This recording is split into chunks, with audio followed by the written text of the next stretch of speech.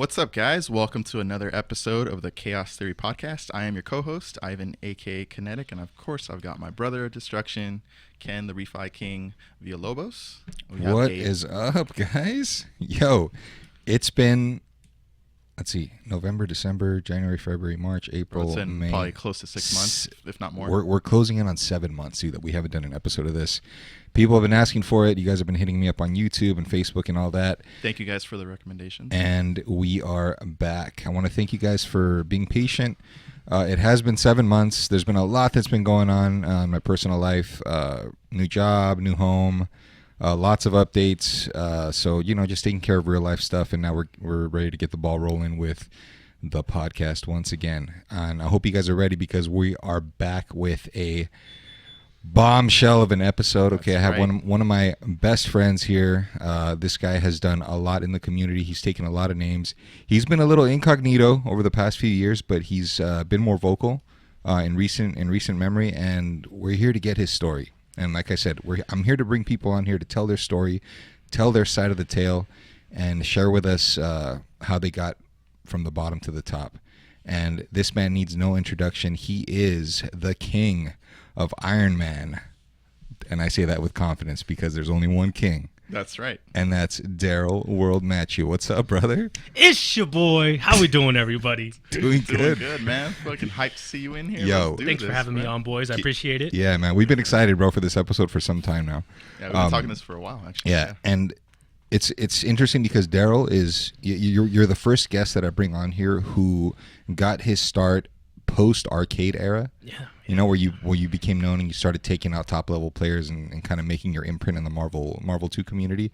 And it's gonna be interesting to see and hear your side from that perspective because a lot of us OGs, we grew up playing in the arcades and doing all that bullshit, and you came in when Marvel was only relevant online. Xbox Live, yeah, over PSN. Go. And with his team in particular.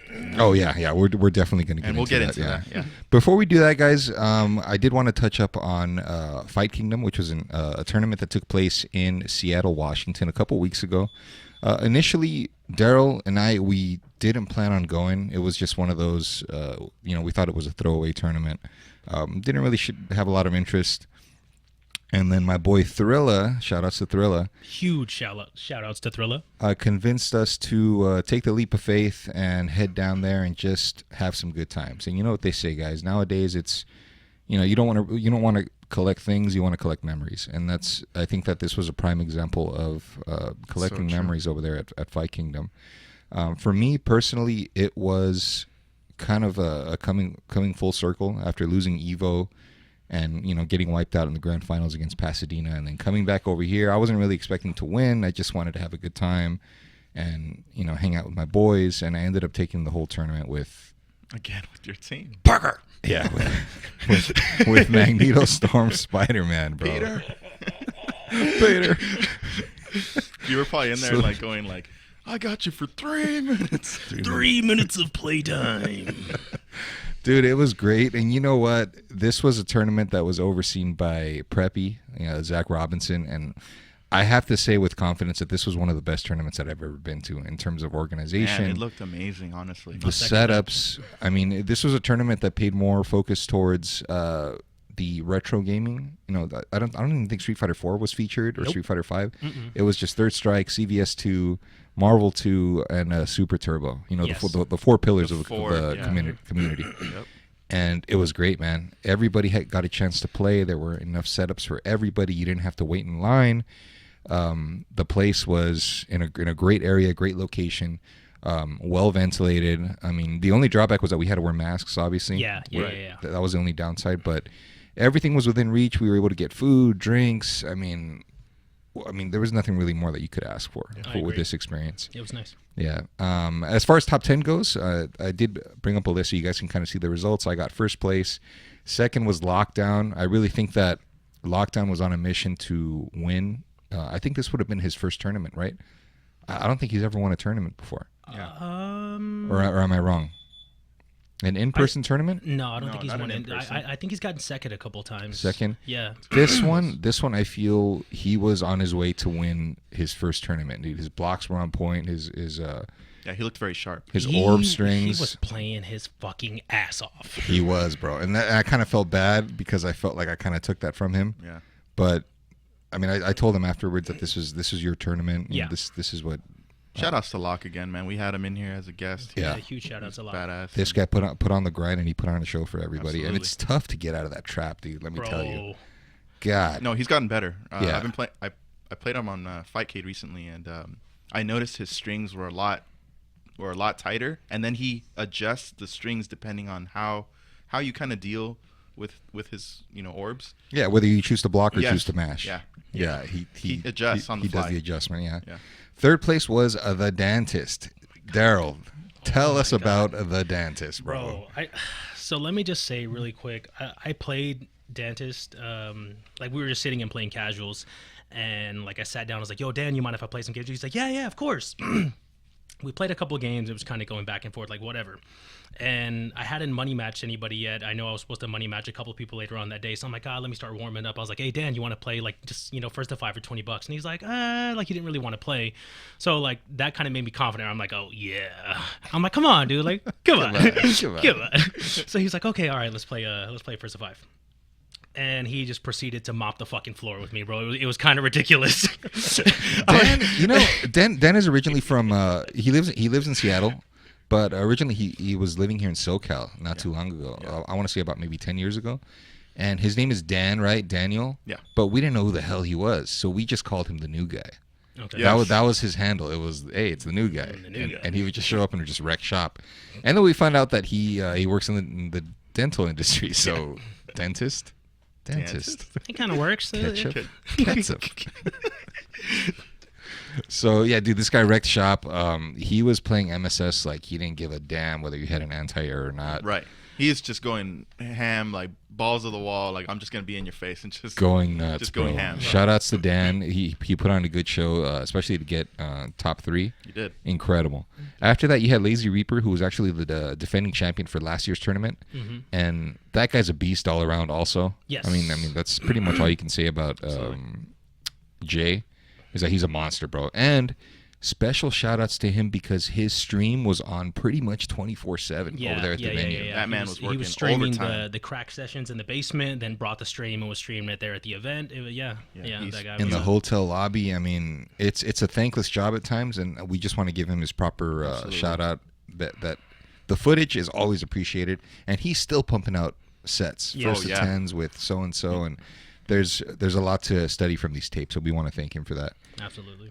Tied for 5th was Thrilla in Pasadena. That on its own was an epic set to watch because there's a lot of backstory behind those guys. And, Yes. and not Yes. not to put anybody's personal business out there, but that's a tale that I hope that we can tell once Thrilla gets on the podcast. Yeah. But there was a lot of emotion involved. Emotions were running high. A lot of adrenaline in the crowd when that match was going on, and I think that once the smoke was cleared, everything was as it should be. So it was good to see beef get squashed at the end of the day. I agree. Yeah. And then after that, you had G-Con and Magneto that tied for 7th. And then, of course, my boy Daryl got 9th.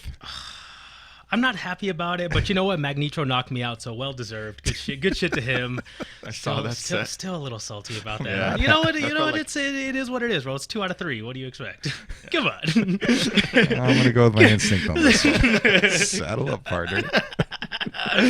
And then you got Josh 360 with 10th place. As I mentioned, Daryl, I told you this, I think, the day after the tournament. It kind of made me a little... once everything was done and they gave us the trophies and the medals and all that, and we all kind of went our separate ways, I was kind of bummed out because Josh and G-Con were the only guys that came out from the East Coast. Yeah. And it just made me think of back in the old days when everybody would come out. Smooth Yeah. Viper, Desmond, Matrix, Sanford. And you really had a contest of East versus West. And it's not like that anymore, man. And it kind of bums me out. Right. You know what I mean? Yeah. I agree. So that was one of the downsides of my perspective on this whole thing. I know there was talks of Sanford possibly going, like, I think the day before when we did the little session at Thrilla's place. I know Sanford was in the chat, and he was like, hey, like, I might be coming down. Like, it's a possibility. I'll let you guys know by tomorrow.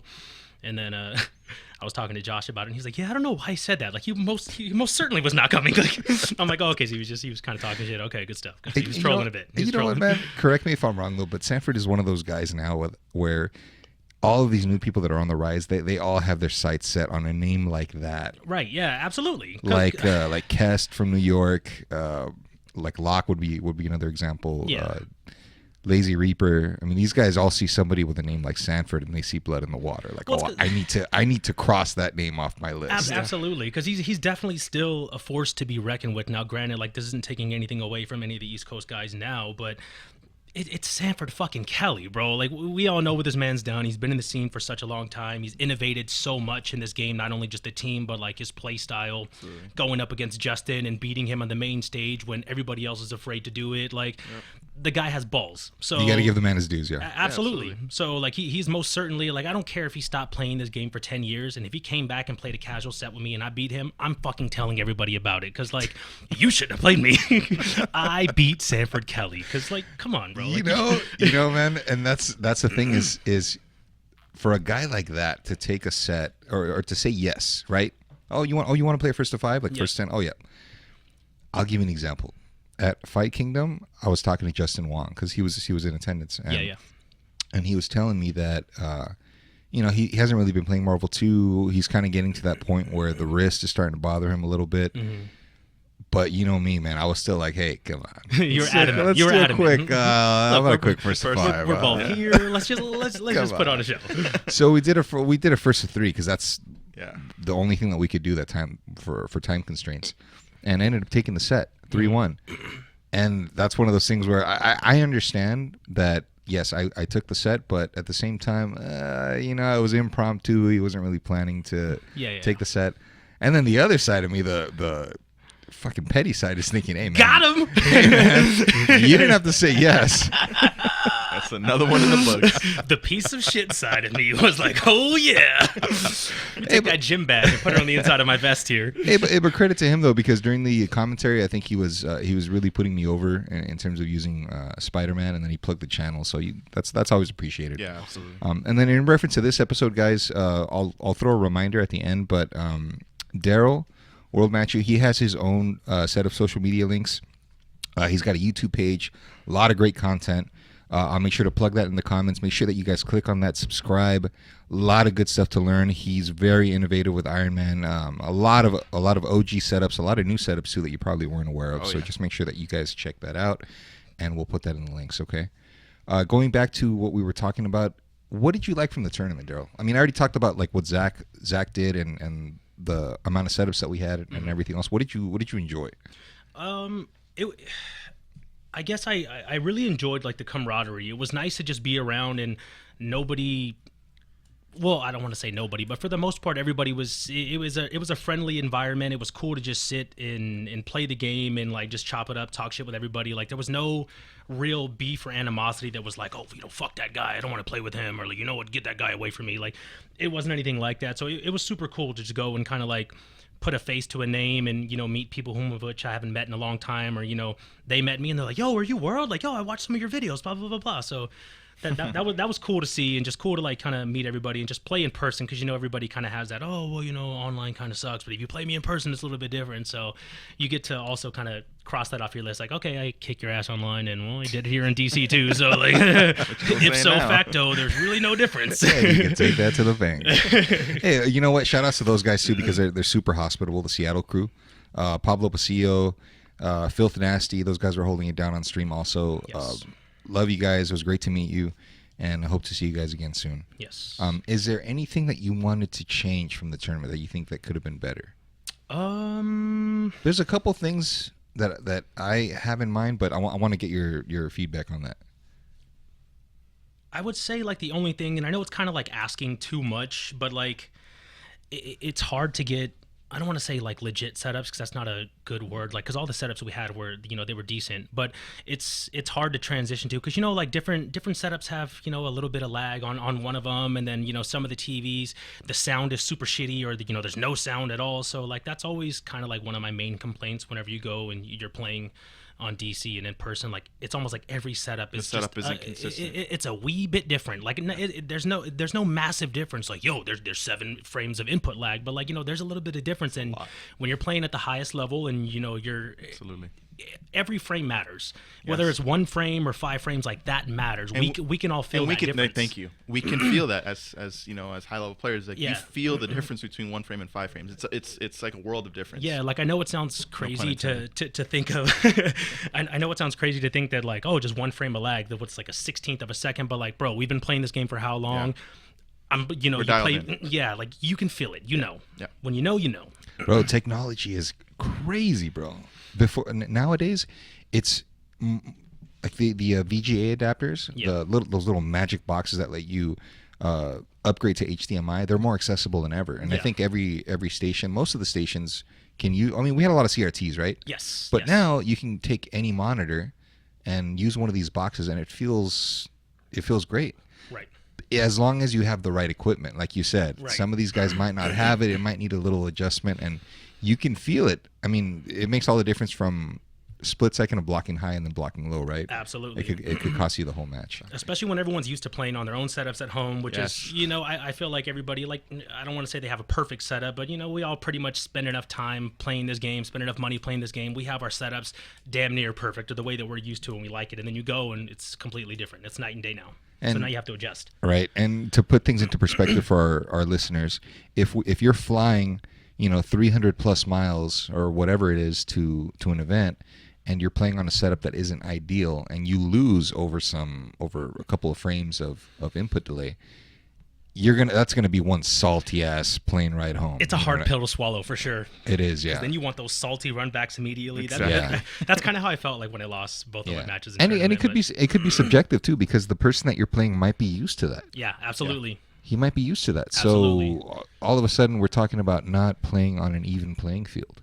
Yeah, so it's always a little bit of give and take and back and forth when it comes to this stuff. I wish that we had like a universal equipment. Xbox 360. No, hell no, dude. No. We're gonna get to that eventually, but like, but just while we're still talking about that, I still feel some type of way that the game's been around so long and we're still playing on this old ass system like Dreamcast, and we're still playing on these old ass TVs, and just everything is just so old and outdated. And why are we going through all this trouble to play this game on an old, outdated system? Well, like I said, I mean, when it comes to the monitors, we're kind of moving away from that because the VGA adapters are getting more accessible. I think people just need to be more familiar with it and know that it exists and know where to buy them.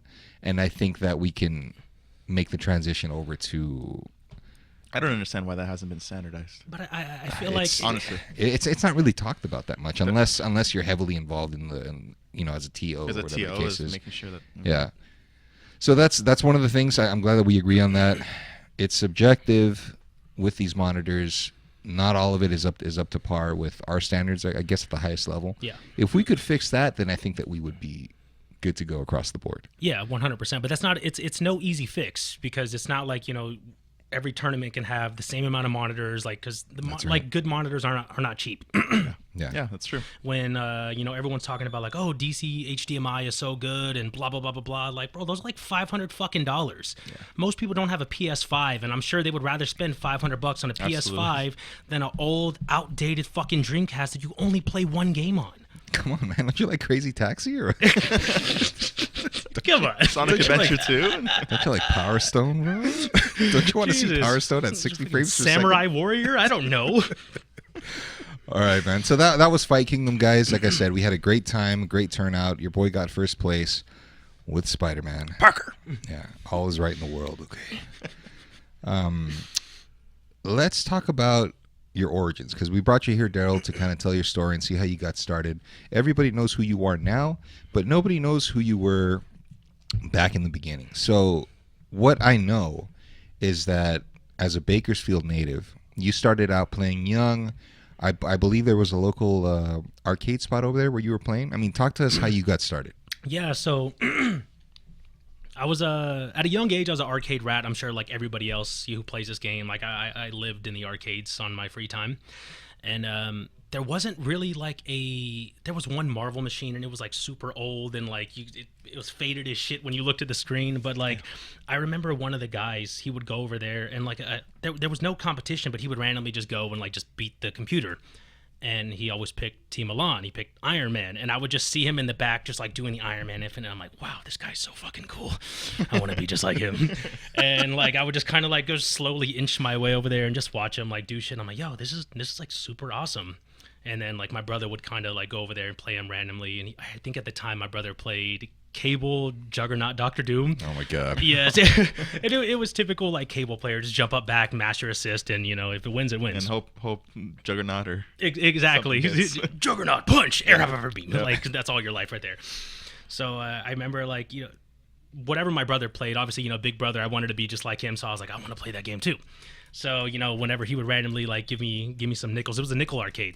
Nice. You know, so we would throw it in there, and like I picked my brother's team because obviously like I wanted to play Iron Man, but you know when I try to pick him, I'm like, this is not as easy. Like I'm pushing the same buttons this guy's pushing. I used to watch his fingers, and I'm like, okay, jab, that button and that. But no, I got this. I have good timing. I play DDR. Like I can do this. I got rhythm. That wasn't the case. It wasn't that easy. And then so it's pretty much just I would kind of just randomly see him go in there, and it wasn't until the nickel arcade had closed down and I ended up going to another arcade. What's it? 3D arcade.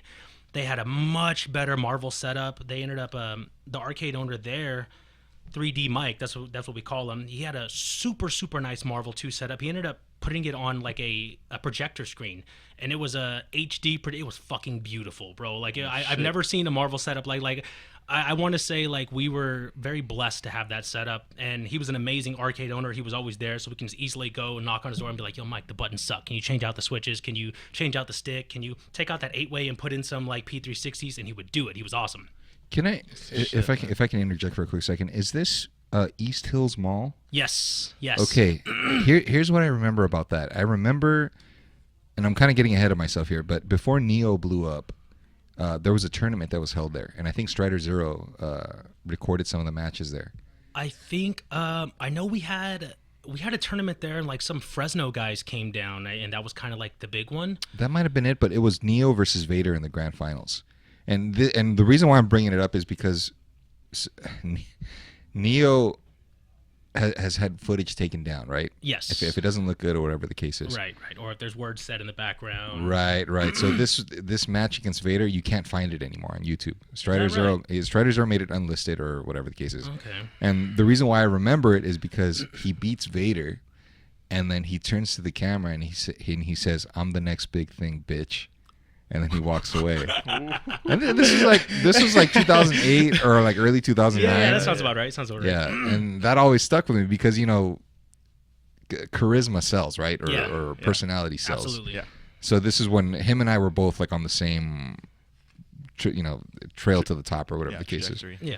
But when you said projector, immediately that's what I thought of. I said, "Oh yeah, you guys had a tournament over there." Yeah. But go on. So he had it set up. He was cool.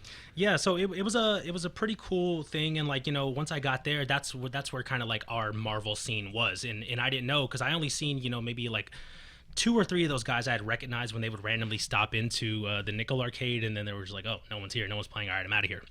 And so like I seen those faces, I'm like, hey, like I know you, I don't know you, but like, you know, I recognize you, I know you. And, you know, I was just to kind of like sit back and watch these guys play, and I was just in amazement because that was the top level play that I seen, you know. So I would see Neo, and Neo was by far the best one there. So like, you know, I would walk into the arcade and pretty much see 25 wins, 35 wins, 50 wins, like Neo just beating everybody. And yeah, so it was just kind of a sight to see, and I was like, dude, like I want to do that. Like I've never played a game where like I can straight up say like I'm better than someone. Like I would play like racing games in the arcade, or like I said, DDR. So, you know, you're playing against yourself, like getting high scores and stuff like that. I've never had like competition to play against someone like that. So that was definitely something new to me, and I was enticed by it, bro. Like I wanted a piece of that. I want that. Okay. And that was going to lead to my next question is, at what point did you realize that, hey man, I'm fucking hooked on this shit. I mean, this is why they call it crack, right? Yeah. Yes. Was this when you realized, hey man, I'm loving this. I need more. So I think it was at the point where, like, you know, I started playing the game a little bit more. I started talking to some of the guys that, you know, were in the arcade and kind of like really making some friendships besides just like the typical like, hey, what's up, bro? And like you dap them up and that's it. And, like, you know, I would actually talk to some of the guys, and there was a couple of dudes that were my age. So again, like it was a lot easier to get into it when you got people that are, you know, relative peers. interests and shit. Yeah. Like that. Okay. So that was cool. And then, I remember just, I would watch these guys play and just something clicked, bro. I'm just like, you know what? I'm watching Neo play and I'm watching him beat everybody. And I'm like, you know, like he's good. Don't get me wrong. But I'm like, he's not that fucking good, bro. Like if he's beating people and getting like 50 wins, like imagine if I had this game and I played it for like 6 months. Like I think I can do the same fucking thing, to be honest. And I love that, man. It's got that competitive That's the fire. mentality, bro. That's the mentality. You need to have Absolutely. that hunger and that killer instinct. And I feel like that's one big thing that, you know, not taking away anything from Neo, but I feel like that was a big thing that his like group was missing. Like they like playing the game, but I don't think they were at any point in time felt confident enough to beat him. I don't think at any point in time they wanted to be better than him. There's like, I just want to be competition for you. I just want to play the game and have fun. But Neo, on the other hand, was like, yeah, no, I want to be better than everybody. I don't want you to beat me. I want to go to the top. Well, the Neo crew, Team Bakersfield, right? Team Bako. Yeah. Was Neo a guy named Vader, Yes. right? And Jay Cannon. Yes. They're brothers. Oh, they're brothers. Jay Cannon and Vader are brothers. What? Really? Yes. I never knew that. Now they you know. They look nothing alike. Not at all. Not at all. That's crazy. And each player brought something different to the table. Like Neo was solid with Santhrax, obviously, Storm Sentinel Commando. Vader MSP was kind of like Ray, where he could play several different teams. He had MSP, he played Rotron, he dabbled with Iron Man a little bit, and then you had Jay Cannon that played Team Elan. And Yeah. for those of you listening at home, Elan is a legendary player from Granada Hills. He used to go to Family Fun Arcade, and he would pick Iron Man, Cable, Doctor Doom, and his team had nothing but fundamentals. So he would beat you with just the most basic of sequences. Iron Man's bread and butter, and Right. grabbing you into Doom Rocks. That was pretty much it. That's the way you were losing. But you know what? His playstyle is it's pivotal to the story because you took that team and you brought it to a whole different level that Absolutely. nobody knew that it could hit. Yeah. Except maybe Josh 360, right? Yeah. Or somebody from the Philippines. I don't know. But the point is, Team Bako, they all had something different to contribute. But you're right. I think that like a guy like Vader had raw talent. Yes. He was very talented. He had execution, but he wasn't really looking to make an impact or anything. Like he would just show up and all right, well, we'll play some games, and if I win, great. If I don't, oh well. Yeah, I always got what I got from him is he was just kind of like living in Neo's shadow, and he just, I don't know if it's that he couldn't escape it, but from the looks of it, like from an outside point of perspective, like looking in, it just looked like he didn't want to escape it. Like he was fine where he was at. Like he was content with absolutely. being there. And it was the same thing with me. Like with me and Infrit and Prodigy, the guys that I was hanging out with. I mean, they were really in it more in a casual setting. Yeah. And I was the one that wanted to rip your fucking head off. Like, Yeah. I'm going after that shit. Yeah. So I can understand how it was for Neo. Like, you know, he had his crew, but he was the only one that really wanted to get those W's. Yes. Yeah. Yes. Did you ever consider yourself to be a part of that crew, or? As much as like when I started off, you know, like you want to fit in and you kind of see like a group of guys and you're like, man, like, you know, I kind of wish I got the invite in there. Hey, guys. But I don't know, like I always felt like an outsider because, you know, when I started the game, I kind of got that like that new player treatment. They're like, oh, you suck. Just go practice until you get better. Then you can come over here and talk to us. I was like, okay, all right. You know, like I used to always ask them stuff like, hey, how do you guys do this? How do you guys do that? And they're like, oh, just practice it. And I'm like, oh, okay, all right. Hey, man, I was watching some videos. How did you do this combo? Oh, just practice it. And I'm like, oh, okay. And then after a while, it was just kind of like, man, these guys are fucking dicks, bro. Like they don't help you with anything. It's just like they learn knowledge and they don't want to share it. So like to me, like I took it really personal because I was always the type that, like, you know, if I learned something and you ask me, I'm like, oh, bro, this is how you do it. Like, come over here, let me show you this. Like, new friend type shit. That's and, cool, yeah, like, I don't know, like, I just never felt like I fit their criteria to be in, like, their friend group. I would always, you know, like, whenever they would show up to, like, the arcade and bro, like I used to go there like as a high school kid. And I would be broke. I think I would go to the mall with like $5 in my pocket. And, you know, like Marvel was 50 cents at a time. So I'm like, okay, I got 10 plays today. Like just 10 plays. That's all I have. I'm not eating anything. God like, damn, dude. I'm going to play this game 10 times and hopefully I can just get the most out of my money. So, you know, like my first instinct was never to, I'm going to play Neo my first game. Cause like, yeah, I know he's going to fucking beat me. Like, let me warm up with the lesser guys. But so like we had a head-to-head cabinet in the back. And then, you know, we had like the giant projector. The good guys typically played on the projector because, you know, that was like the main screen. And like me and the lower end guys kind of played in the back. But it was always like, it just felt like they would never even come to the back and like even play us. Like not even for warm-ups because they just clearly felt like, yeah, they suck. We're better than them. We're not going to play them. And I'm like, they're ew. too good to go back there. Basically. Yes. And like me and the other guys were kind of like talk about that sometimes. Like, oh, man, like he was kind of like the way he beat me was kind of like douche. Like he's like super douchey. Like, you know, he could have just beat me and then he chose to just run away for like the last 60 seconds. Or, you know, like he was kind of taunting me or just, you know, just doing stupid stuff. So like obviously like me and the kind of like the lesser guys, like we took that a little bit personal and we're like, fuck, you know, like we want to get better than them and beat them and kind of like make them feel the same way that we're feeling, you know. And you know what, man, that's kind of a thing. And fighting game body language is an actual thing. Yes. And I actually experienced it a couple weeks ago when I went to Frankincense, the collectible show. They put a Marvel 2 cabinet back in there. So, you know, I went in there and I did my thing, shopped around, whatever. I came out and I saw the cabinet and I'm like, oh, hey, what do we got here? So I you know, I had a quarter. So I'm like, why not? So I popped in a quarter and I picked low tier. So I picked my Spider-Man Strider Akuma team. Okay. And some guys walking out, some Hispanic dudes walking out with his girlfriend, and he stops and he looks. I can see him through the reflection right of the cabinet. Yeah. And he pops a quarter in and he picks like Cammy Guile Tron, right? Okay, that's and he's trying to play super lame or yeah, whatever. Yeah. And I end up beating him. He goes to break $1. He's not taking that shit. I'm not taking that. He goes to break $1. He comes back. He picks Cammy Sentinel. I was gonna say Sentinel's coming in there. Yeah, Sentinel's coming in behind Cammy. Sentinel Tron. I beat him again, but so he's doing the fucking Cammy drill with drones in the behind. Of course, fucking gimmick. Yeah. And you can tell that when you're playing somebody who picks, you know, lower tier whatever, but they know what they're doing. Yes. And they're kind of gradually, you know, like I'm gonna pick a low tier team and then gradually move. Turn it up. up. Like, you start turning it up. Yeah. So the second match when he picked Sentinel, I barely beat him, like barely. He pops in another quarter and he picks Scrub, and he fucking he beats me with it, right? Like I can't really do much, right. especially since it's an American cabinet. It's not really well maintained, so I can't really do my movements. Yeah.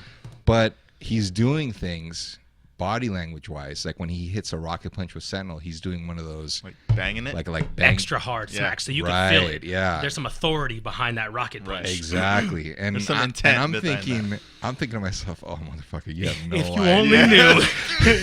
If you only knew, bro. God. So he beats me. It was my only quarter, so I went to go break. Oh yes, I was like, please tell me you broke $1. I come back and I pick Sentinel Storm Spider-Man anti-air. Yeah. And OCV. He pops another quarter in, OCV. The third quarter, this is last quarter. The last quarter of the dollar. It's his last quarter. OCV again, and this time he's saying things like, I can hear him muttering things like, what the fuck? Yeah. When I'm just flying up with Sentinel and he's trying to swat me and he can't. Yeah. And it's just short rocket punch. Yeah. Short rocket punch. And your boots are too small.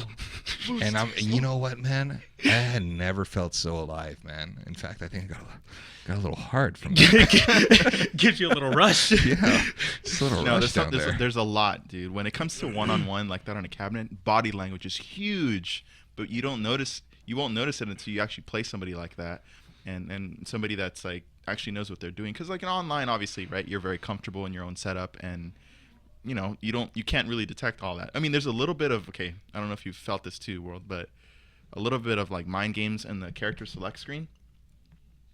Depending if they know you or they don't know you. Yes. Obviously, for if sure. you're under a handle that's obvious. Sure. But other than that, like, let's say you've beaten them quite a while and like you're OCVing them and it's getting bad. you can see them at the select screen, and they tend to kind of move the joystick around like they don't know who to pick anymore. Pajaro Mayer, like that's the number one person that comes to mind. Is that what Like he would always do that, bro. You know, I remember like you go into like the Facebook group, and you like this is like if you go back maybe like 8 years ago when everybody like as soon as you got done playing somebody, you would go onto Facebook and be like, oh, good games, I played so and so, and 5 first to 10s, and this was the score, and blah blah blah blah. He was always that guy that, you know, everybody had something bad to say because, you know, you would beat him one time and he's like, okay, I'm just going to wait at the timer screen. And I'm like, really, dude? Like, you're just going to... That's right. I remember that. Yeah. It got to the point where, like, I'm sure most people don't know this. Like, well, let me ask you guys. Do you guys know how long the timer is when you're on the character select screen? I know for me, Isn't it, it feels like fucking forever, but I don't know the exact number. Isn't it a minute? You have 1 minute, exactly. 1 minute? Yeah. I remember, and I only know this because I stooped down to his petty level, and I'm like, really? You're going to wait for me every fucking time? And keep in mind, bro, like back in the day, I only played one team, Team Milan. Like if I wasn't playing Team Milan, I was playing Team Z, and I was like my mid, you know, team. Right. I did it just out of like pure mind fuckery, and I'm just like, really, dude, you're gonna wait until like the very last second? So I used to wait until like, you know, the clock hit 57 seconds. And I'm like, I could pick my characters in 3 seconds. I've timed this before. Like I really had to stoop down to that fucking level, bro, just to fuck with him. And you know, like he would try to pick his characters last minute, and he got like the Cable and then Ruby Heart Cyclops, you know, Ruby Heart and Mingo, whatever it is. How petty can you get that this is what it's come down That's to? what I'm fucking saying, bro. No, Like serious. This is the stuff happens online.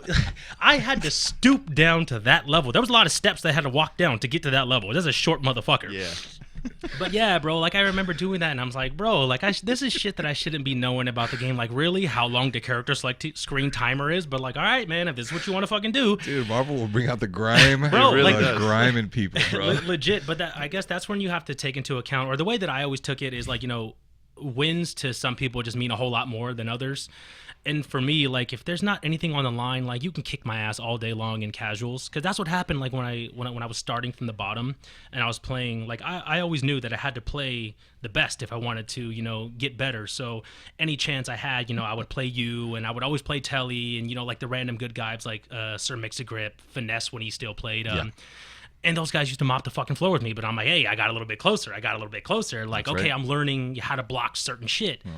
And that actually meant something to me. But like the casual matches, like I didn't give a fuck, bro. Like I can lose 0-40 because I did it so many times. You know, like I would get bodied so many times. I got perfected, you know, a couple times in a set, and I'm like, okay, whatever. At least it wasn't like I didn't lose 0-10 this time. Like I got one win. Exactly. I didn't get perfected, so like, you know, I'm good. It was just like the small little W's. You got the experience, yeah. Yeah, absolutely. And then going back to what I was saying about this guy that I beat on the cabinet. Yeah. So it was his last quarter, and he takes off, and his girl's waiting, right? She's all like, how much longer? How much longer? So then he takes off with her, and I immediately got that feeling of, oh yeah, this is what it felt like to kick somebody off the cabinet. But then I felt like an idiot because I was by myself again. Nobody else came up. You So turned around to give someone a high five. No one was there. Like, yeah. high five my damn self. So then it was a quick reminder of how things used to be, dude. Playing, you know, having the line of quarters up and having a line of people waiting to play. It was great for a little bit, man, but then afterwards, all right, I got to get out of here. Enough of this shit. Yeah.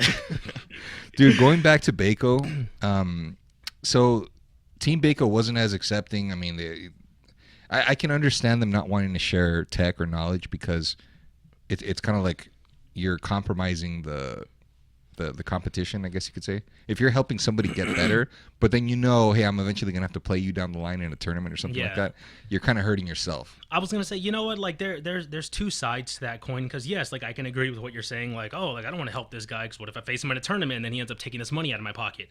But the way that I always looked at it is, if you don't get better and beat me, how am I supposed to get better? If I'm only constantly beating people who are like lesser than me, I can never level up. I can never get better, and never learn anything from just beating somebody. And so that's what I feel like would kind of set me apart from like people who came out around the same time I did, like the other 09ers, because they didn't want to play people like you Ken, or they didn't want to get 10-0'd by people. They didn't want to get fucking 10-1 because that's super. everyone's got an ego. Like, it's hard to want to play the game and be like, you know, everyone's like, oh, did you have fun playing the game? No, I lost 50-0. Like, it's not fun. But how do you expect to get better? Like, you can't ever start anything, whether, you know, it's any hobby that you have. Like, say if you want to play basketball or weightlifting or cooking, you don't start off and you're fucking amazing at it. You start off and you suck ass at it, bro. Like, you're terrible. Right. But that's what makes you better, because like all those mistakes, you're gonna think back and be like, oh, okay, don't overcook the steak, because I remember that last time I walked in the house and got a beer and watched the game and I cooked the fuck out of that steak. So, you know, like, you learn from your experiences. Yeah. Hey, let me get your input on something, because while we're on the subject, there's a lot of new players who only have a couple years in. They're still learning. They're still, you know, trying to get better. Some of these guys are getting discouraged because they feel that they're bumping into players where the skill gap is too wide. Yeah. And they get smashed. I can understand, you know, you bumping into somebody like, I don't know, like Pasadena or something in tournament, and you can't do a damn thing because you might know how to push block, but you might not be thinking 2 steps ahead as to what happens next. Correct. And Pasadena does, you know. So how do you feel that experience? I mean, are you able to obtain any experience from that, from just getting mauled in a 2 out of 3 or 3 out of 5? I can see how some people might get discouraged because of that. What can you do to remedy that as a new player? Ask questions. Like, if you want to be better, and again, just kind of like going back to what I was saying. So, like, you know, if you're going to the gym for the first time and like you don't know what the fuck you're doing, like, go up to the biggest guy in there and just ask him, like, hey man, like, you got any tips for me? Like, and granted, I think like a lot of people, like newer players, they expect, you know, top players to like literally just sit back and take 5 hours to explain, okay, well, this is how you do a fast fly and this is what you're doing wrong with your team. Like, realistically, no one has that fucking time to give to you. But like, you know, if you ask them like, dude, like, you keep getting me in double snaps every single match, like, what do you recommend I stop doing? You know, like, if they're a smart ass top player, they're gonna be like, oh, well, you know, don't call your assist so much. That's not going to help me, man. But, you know, like someone like me, if you were to ask me that, I'd be like, look, man, well, I notice, you know, every time I do a jump grenade from full screen, you call your assistant, you just stand there and you do this same move over and over and over. So now I'm just capitalizing on that. So maybe just on this one thing that you constantly do, try to change it up a little bit. Try something different. Oh, but what should I do? Anything but what you're doing right now. Because clearly what you're doing right now isn't working. So, like, there's a plethora of things that you can try. Just go down the list. And if that doesn't work, like, scratch that shit off, try the next thing, you know? Yeah, absolutely. For those of you guys listening at home, especially the new players, that's the best thing. What Daryl just explained right now is the best approach that you can take, is ask as many questions as you can. There's a lot of ways to reach out to us. Don't be afraid to ask questions. Don't be afraid to ask. We're not in the era anymore where any knowledge is hidden. Everything is out there in the open.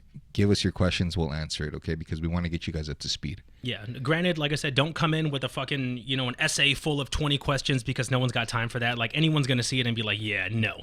But if you're just like, hey, man, like, how do you do this? Or how do you do that? Like, I think anybody would take 30 seconds to oblige your question and be like, oh, man, like, here.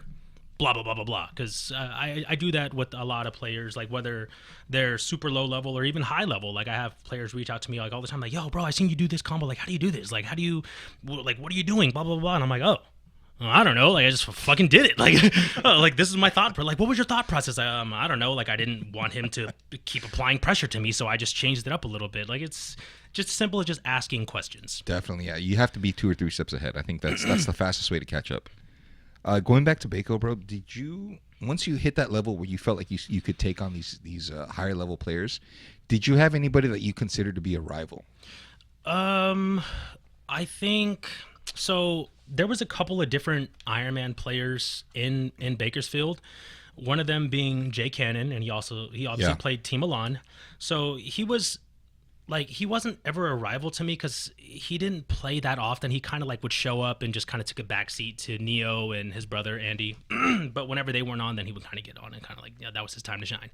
But I remember like I used to always go up to him, like, because, you know, I would see him. He was a little bit more efficient than the original guy that I seen. So the original guy that I seen doing the Iron Man Infinite back in the Nickel Arcade, we called him Strider Mike, because I think he used to play. Oh yeah, I remember that name. I think he used to play Strider, but like I never seen him play Strider. I always seen him play Iron Man Cable Doom.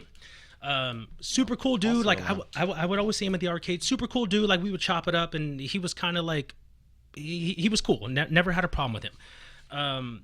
But then, like I said, I used to see Jay Cannon, and like I remember I would ask him stuff, and I remember one time specifically, bro, I was like, dude, like, how do you do this Iron Man Infinite? Like, I keep trying it and I keep missing. And he was probably like one of the first people, dude. Like, he was just like, oh, just practice it. And I remember being there, and I'm just like like, I don't want to seem like a bitch, but I'm like, dude, like, I only have $5 in my pocket. I can't just practice it. Like, it's not that easy. And he was like, oh, we'll just buy a Dreamcast. And I'm just like, okay, man, like, I'm poor. I don't have fucking money to buy a Dreamcast, dude. Are you kidding me? So I remember, like, going home and, like, looking online for a Dreamcast, and people wanted, like, $50, $80 at the time. And I'm like, I don't have that. I only have $5. The same $5 bill? What the fuck? Same one he's using in the arcade. But yeah, like I remember, like, finally, like I would ask them, bro, and they would always give me like that just generic ass fucking response, like, oh, just practice, oh, just watch videos. And YouTube was just coming around at the time. Right. Like, I remember we didn't have internet at my house. Like, I think the one computer we had in the house was my sister's, and she didn't have fucking internet, so like that was no good to me. Skipped maybe like a year later, one of my other sisters ended up like getting a computer and, you know, internet and all that stuff. And I remember I had a Zune at the time. Oh my The god! Zune, the Microsoft Shout outs to Zune. fucking Microsoft Zunes. Yeah. Star-Lord. But yeah, I remember I used to download those videos, and I used to just any video that I could find. So basically anything FFA related. And like that's when, like, you know, like Alon was still hot, Blackheart Prince was still hot. I used to watch a lot of him. Blackheart King, you mean? Yes, sorry, Blackheart King. Clockwise was there, like, and then obviously like a lot of you. And Neo started showing up, and so since Neo was kind of like the person that I knew, I was like, fuck yeah, this guy's good, dude. Like, I like watching him. He wasn't anything crazy to watch, but it was just the consistency that he would win. And I'm just like, man, like he's trained his ass off, and he goes over there and he plays these guys who are like clearly the best, and he's beating them. So like, I loved that about him. I'm just like, dude, like he works, and like he puts it into effect. So like I think I can do that. I want to do that.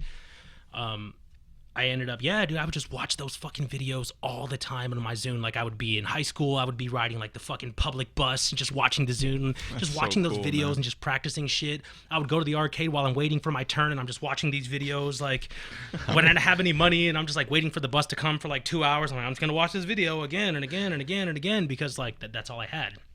Off the top of your head, how many times did you watch that Killer Kelly video? Oh my god. Yeah, that one.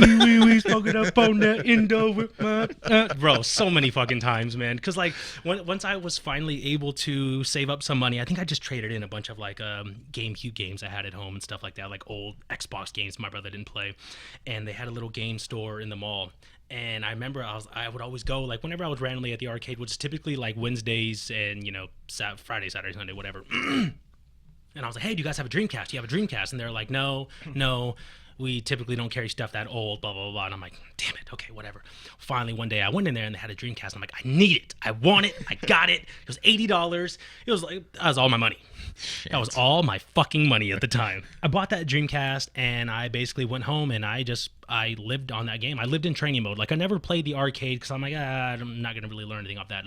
But I would watch those Killer Kelly videos and all the other stuff, and I would just try to implement that stuff. You know, I think everybody starts off and they try to do like the coolest shit. Like, oh, I want to do air to ground. I want to do the unfly all the way to the top of the screen for 45 hits till they spin out. But like, I used to do that, and like, yes, it was fun, but then I realized, like, okay, like, I need fundamentals, because when I watch Alon play, he's not doing air to ground. He doesn't even do air to, like, just fucking unfly up to the top of the screen. Like, just knocks you down. He does launcher, fierce punch, neutral fierce punch, or fierce punch straight down, dash down, light kick, up, hard punch. Like, that's Iron Man's bread and butter. Yep. So then I soon realized, like, okay, like, if this guy's winning just off of bread and butter, like, he doesn't do anything fancy at all. This guy's like day one Iron Man. That's what I need to do, because he's beating everybody. Like, I see him beat Neo and Blackheart King and you occasionally, and, you know, Finesse, whatever. Like, I'm just like, dude, like, this is the guy to watch. It's not Jay Cannon, it's not Strider Mike, and there was one other Iron Man player from Bakersfield. We called him Myclops. He played like Iron Man, Cyclops, and insert some other random character, and he was pretty fucking good. Like, he would do like flashy shit. So he was kind of like the innovator of like doing flashy combos, little mix-ups, resets, and I'm like, that's kind of hot, bro. That's kind of fucking hot. I like that. I like this. But yeah, so it was just practicing Dreamcast, like learning the fundamentals and going from there. Dude, tell me about whatever happened to Exterminator. Exterminator. Remember that guy? He was from Baco also. What did he? That was his handle on SRK. His name was Exterminator. Was he the one who also went by SWAT? No, that's no. That's not him. He used to main Rotron, Magneto Cable, Sentinel Rocket Punch. He came to Regency one time. He posted on SRK that he was in the area for work or whatever, so he stopped by Regency. What do he look like? Was he a short Caucasian, guy? around my height, maybe a little shorter, a little older. Anyway, so he stopped by and we ran a bunch of games. This was like in 09 or late 2008, early 09. And he was the one that told me about Neo. He's like, hey, there's this guy in Baco, and he's getting up there. He's watching all your videos. He's practicing all the unflash shit. He's like, he's going to be the one to watch out for. Okay. And I'm like, Neo Schmeo. The chosen one, eh? God. But yeah. Ken probably watching that. He's probably like, this What? is my world. My world. But that was the last time I saw him. And then he stopped posting on the forums. Like, some of these guys just drop off the face of the earth, never to be seen again. But I do remember he was from Baco. Yeah, I know there was like a couple of guys that like we didn't mention that were in Neo's crew. Like I know they had Jason, I think he went by Metrock. Yeah, that's right. There was one of the other guys that was in like Neo's crew. He was a little short little Mexican dude, wears glasses, bald. His name was Eddie. Yeah, Eddie. Mighty was like in their little group, and then I know kind of like at the beginning it was the guy SWAT, and then like he quickly kind of like got kicked to the side because he was just a scumbag and nobody really cared for him at all. The community's full of these guys, bro. Just so you guys know. Yes. All right, so you're practicing. Okay, you're practicing. The execution is there, and you realize that if you just stick to fundamentals, that you're good to go. Yes. Stick to the basics. Yes. For those of you guys that are listening, Iron Man is a character that, as of recent memory, he's turned into, I guess, the 5th high-tier character. He's been upgraded. If he touches you and the player knows what they're doing, if that character makes contact with you, he can completely kill your whole team. Yes. As long as he knows what he's doing. And Daryl's one of those guys that can accomplish that. And we call that 300%. Right? Because 3 characters, 3 life bars. 300% means that your whole team is going to die. Touch of death. If that player knows what they're doing. And it's dangerous because if you're a player like me, for instance, who's overly offensive, all it takes is you overextend one time. Yes. Getting clipped by one random hit or something, and if that player can convert that into an infinite combo, then the salt is going to flow, dude. Yes. Let me tell you. Absolutely. Because the Iron Man's infinite takes forever to kill a character. So if and you can't get out of it. All right, just so you guys know a little bit of info on what we're talking about here. You cannot do a damn thing but watch your character slowly dissipate. Hup, hup, hup, ha, hup, hup, Yeah, hup, ha. that's literally all you hear. 4 hits, and the character's taken straight to the corner into proton cannon. Your next character comes in, and the opponent has the ability to do what's called a guard break, and they have one shot to break your guard and then put you right back into the infinite, and then guess what? That character's going to die. The third character, and then rinse and repeat. The third character comes in, and if they catch you one more time, that's it. Now, if you're playing in the arcade, there's no higher level of salt, because if there's a line behind you and everybody's watching your team just slowly die, guess what, man? You got to wait for your team to die, and then you got to wait in line. Yeah, and that was always bad. I can't tell you how many times that I lost to Iron Man, and then I'd have to wait in line, put my quarter in, and then lose again to Iron Man. Yeah. And there's no... It's demoralizing. It really is, man. I love it. But I love it. I fucking love it. I don't love it. Okay? All right, but that's me as a competitor. Yeah, of course. All right. Can we talk about Xbox Live? Because you had your Dreamcast, but then nothing happened. I mean, this was 2009, right? Like 2009, 2010. Yeah. So Marvel was released on Xbox Live once again and PSN. 2009, they released the online ports. When did you purchase, or I assume you already had an Xbox 360? Yes. Okay. Yes. So you must have been fucking on top of the world, like, oh yes. So it was rough. Like, I don't know if you guys remember when Xbox first came out, but like I bought it, and again, I remember going to one of my sister's house who had internet, because like I didn't have that shit in my house. I had an Xbox, but I never had online. And I remember going to my sister's house and like plugging up the Xbox and playing, and there was just so much lag. And like I felt like everything that I knew on arcade and Dreamcast, like I felt like I was probably like a level 4 player out of 10. Like I know some stuff. I can definitely walk the infinite to the corner and finish it with proton cannon. And I remember plugging up the Xbox and playing, and like I couldn't do infinite to the corner and finish with proton cannon. Like there was just you had to adjust with that like input lag and Right. that was the first time I ever had it. That's the first time I ever seen it. I'm like, bro, like there's something wrong with your stupid TV. Like this isn't right. Like I know I'm not retarded. Like I've been practicing this stuff all day long, and then I would like go home and practice on the Dreamcast. And I'm like, see, I got it right here. Like I know I'm not retarded. Like, what's going on here? So yeah, that was rough to adjust to at first, but then once I got used to that, it was just kind of like ranked matches every single fucking day, all day. Like anytime I could, like I never played player matches. It was just ranked. Bruce Banner. Oh my god, MvC2 junkie. All day long. Give me some of that guy. MS Pones. Wait, but did you play it when it was first released? Yes. Okay. Yes. If you played all it, did. okay, so then this is my next question then. What did you, because I know that they had to patch it, right? They had to make some adjustments. Mm-hmm. What were you noticing that was off? Not just the lag, but did you notice that some combos weren't working? Or, because I know that Cable's Air Hyper Viper Beam was unblockable if they caught you when you weren't in a block animation. Yeah. Right? I honestly, like, I don't think I was, like, that high of a level to really notice too much stuff besides really just, like, the input lag. That was, like, the main thing I was stuck on and I was bitching about. But, I mean, once they put the patch, that was it. Like, we were back to as close as we could to Dreamcast, even though it wasn't exactly the same. Right. I didn't get an Xbox until, like, 2011, 2012, I think. Okay. And here's what I remember from my first experience, okay? I signed up as K1 Berserker. Nobody knew who I was, right? Even though it was in the name, right? K1. Yeah. So I jump into a lobby, and it was you, Scary Legend, and like the rest of the turds. Like those are my boys. Yo, shout out to Scary Legend. Stylus and Combo Master. Yeah. And Combo Master. if you have a microphone, you can. Or a headset, you can plug it into your controller. Oh, that's right. And the lobby is open for conversation, so anybody can just talk and say whatever they want.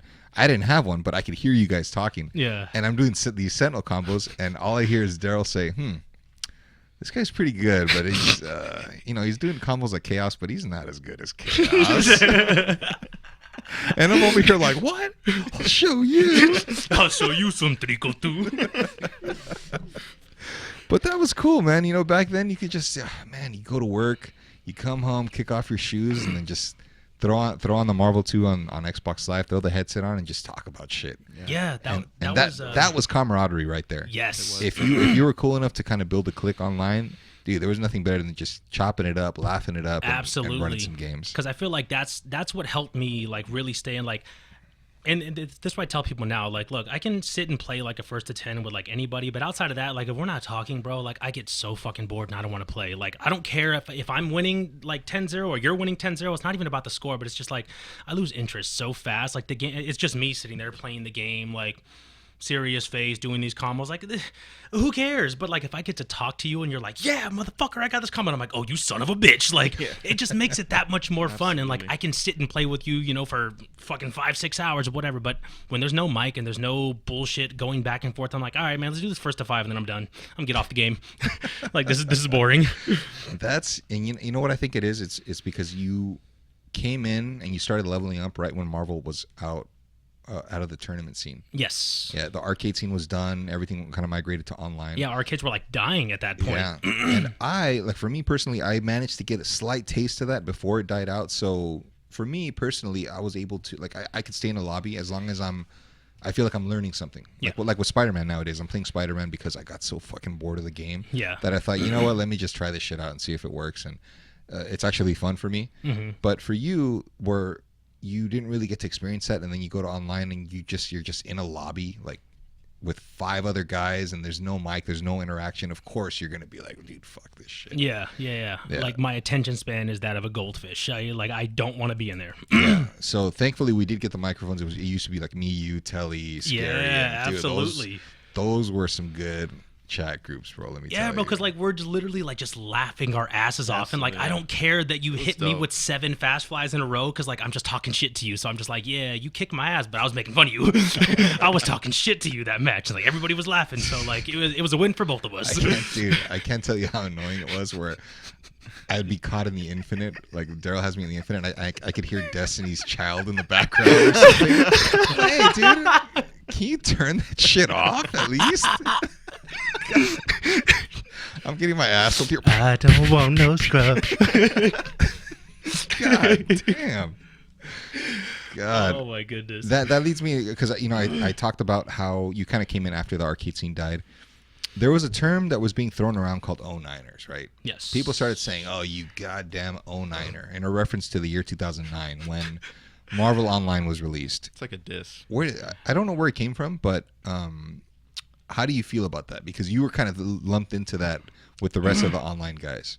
I honestly, I proudly accept it, especially because, yeah, I'm an 09er, and, it's just like it's just like you said, it's pretty much like a diss. It's kind of like a slap in the face, like, oh, you came in late, you don't know shit. You're not part of the OG crew. You didn't play in the arcades. You didn't grind with us on Dreamcast. You came in when the game wasn't hot and everyone stopped playing. So yeah, it's definitely like a slap in the face. But the way that I took it is I'm like, yeah, I came in 12 years later than you and I'm fucking your shit up.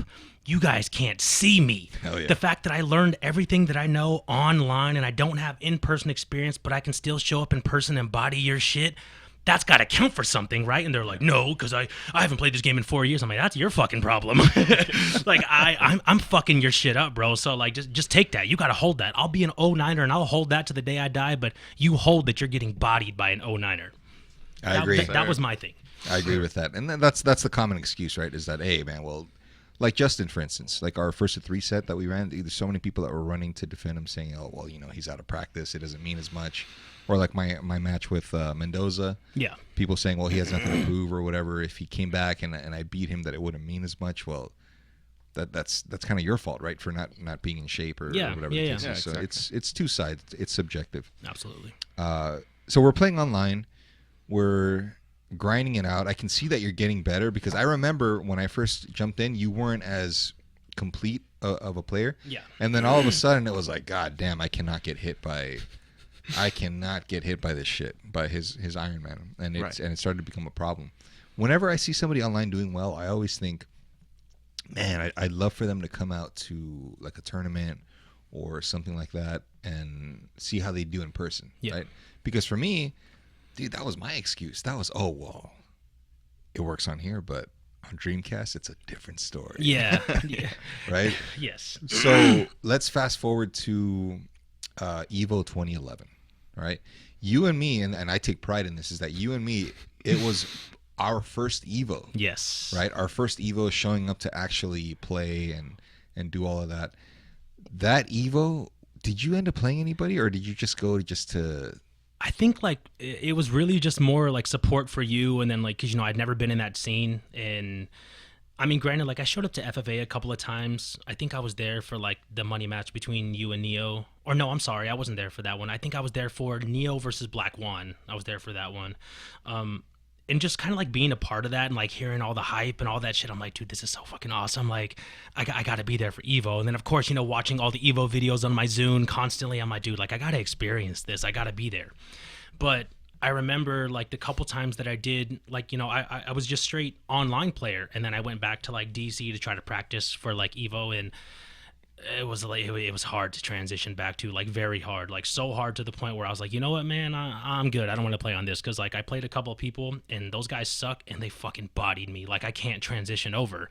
So my mindset at the time was I want to go and just kind of enjoy the rest of that other side of Marvel that I never got a chance to enjoy, and then I'm gonna support the fuck out of my boy. My boy's good. He's gonna go. We're gonna make money. We're gonna have a good time. We're gonna talk some shit, and that was my big worry, I guess, the first couple times, just having a good time. And that reminds me, because back then the adapters didn't exist. Oh, no, they did not. The adapters. So if you had, for example, Daryl plays on an Xbox pad. Yeah. So he knows how to play on a stick, whether it's American, Japanese, but you prefer to play on the Xbox pad. Absolutely. So if you're used to grinding hours and hours and hours on this pad, and then you have to play on somebody else's joystick for Dreamcast because you don't own one. Or whatever the case is.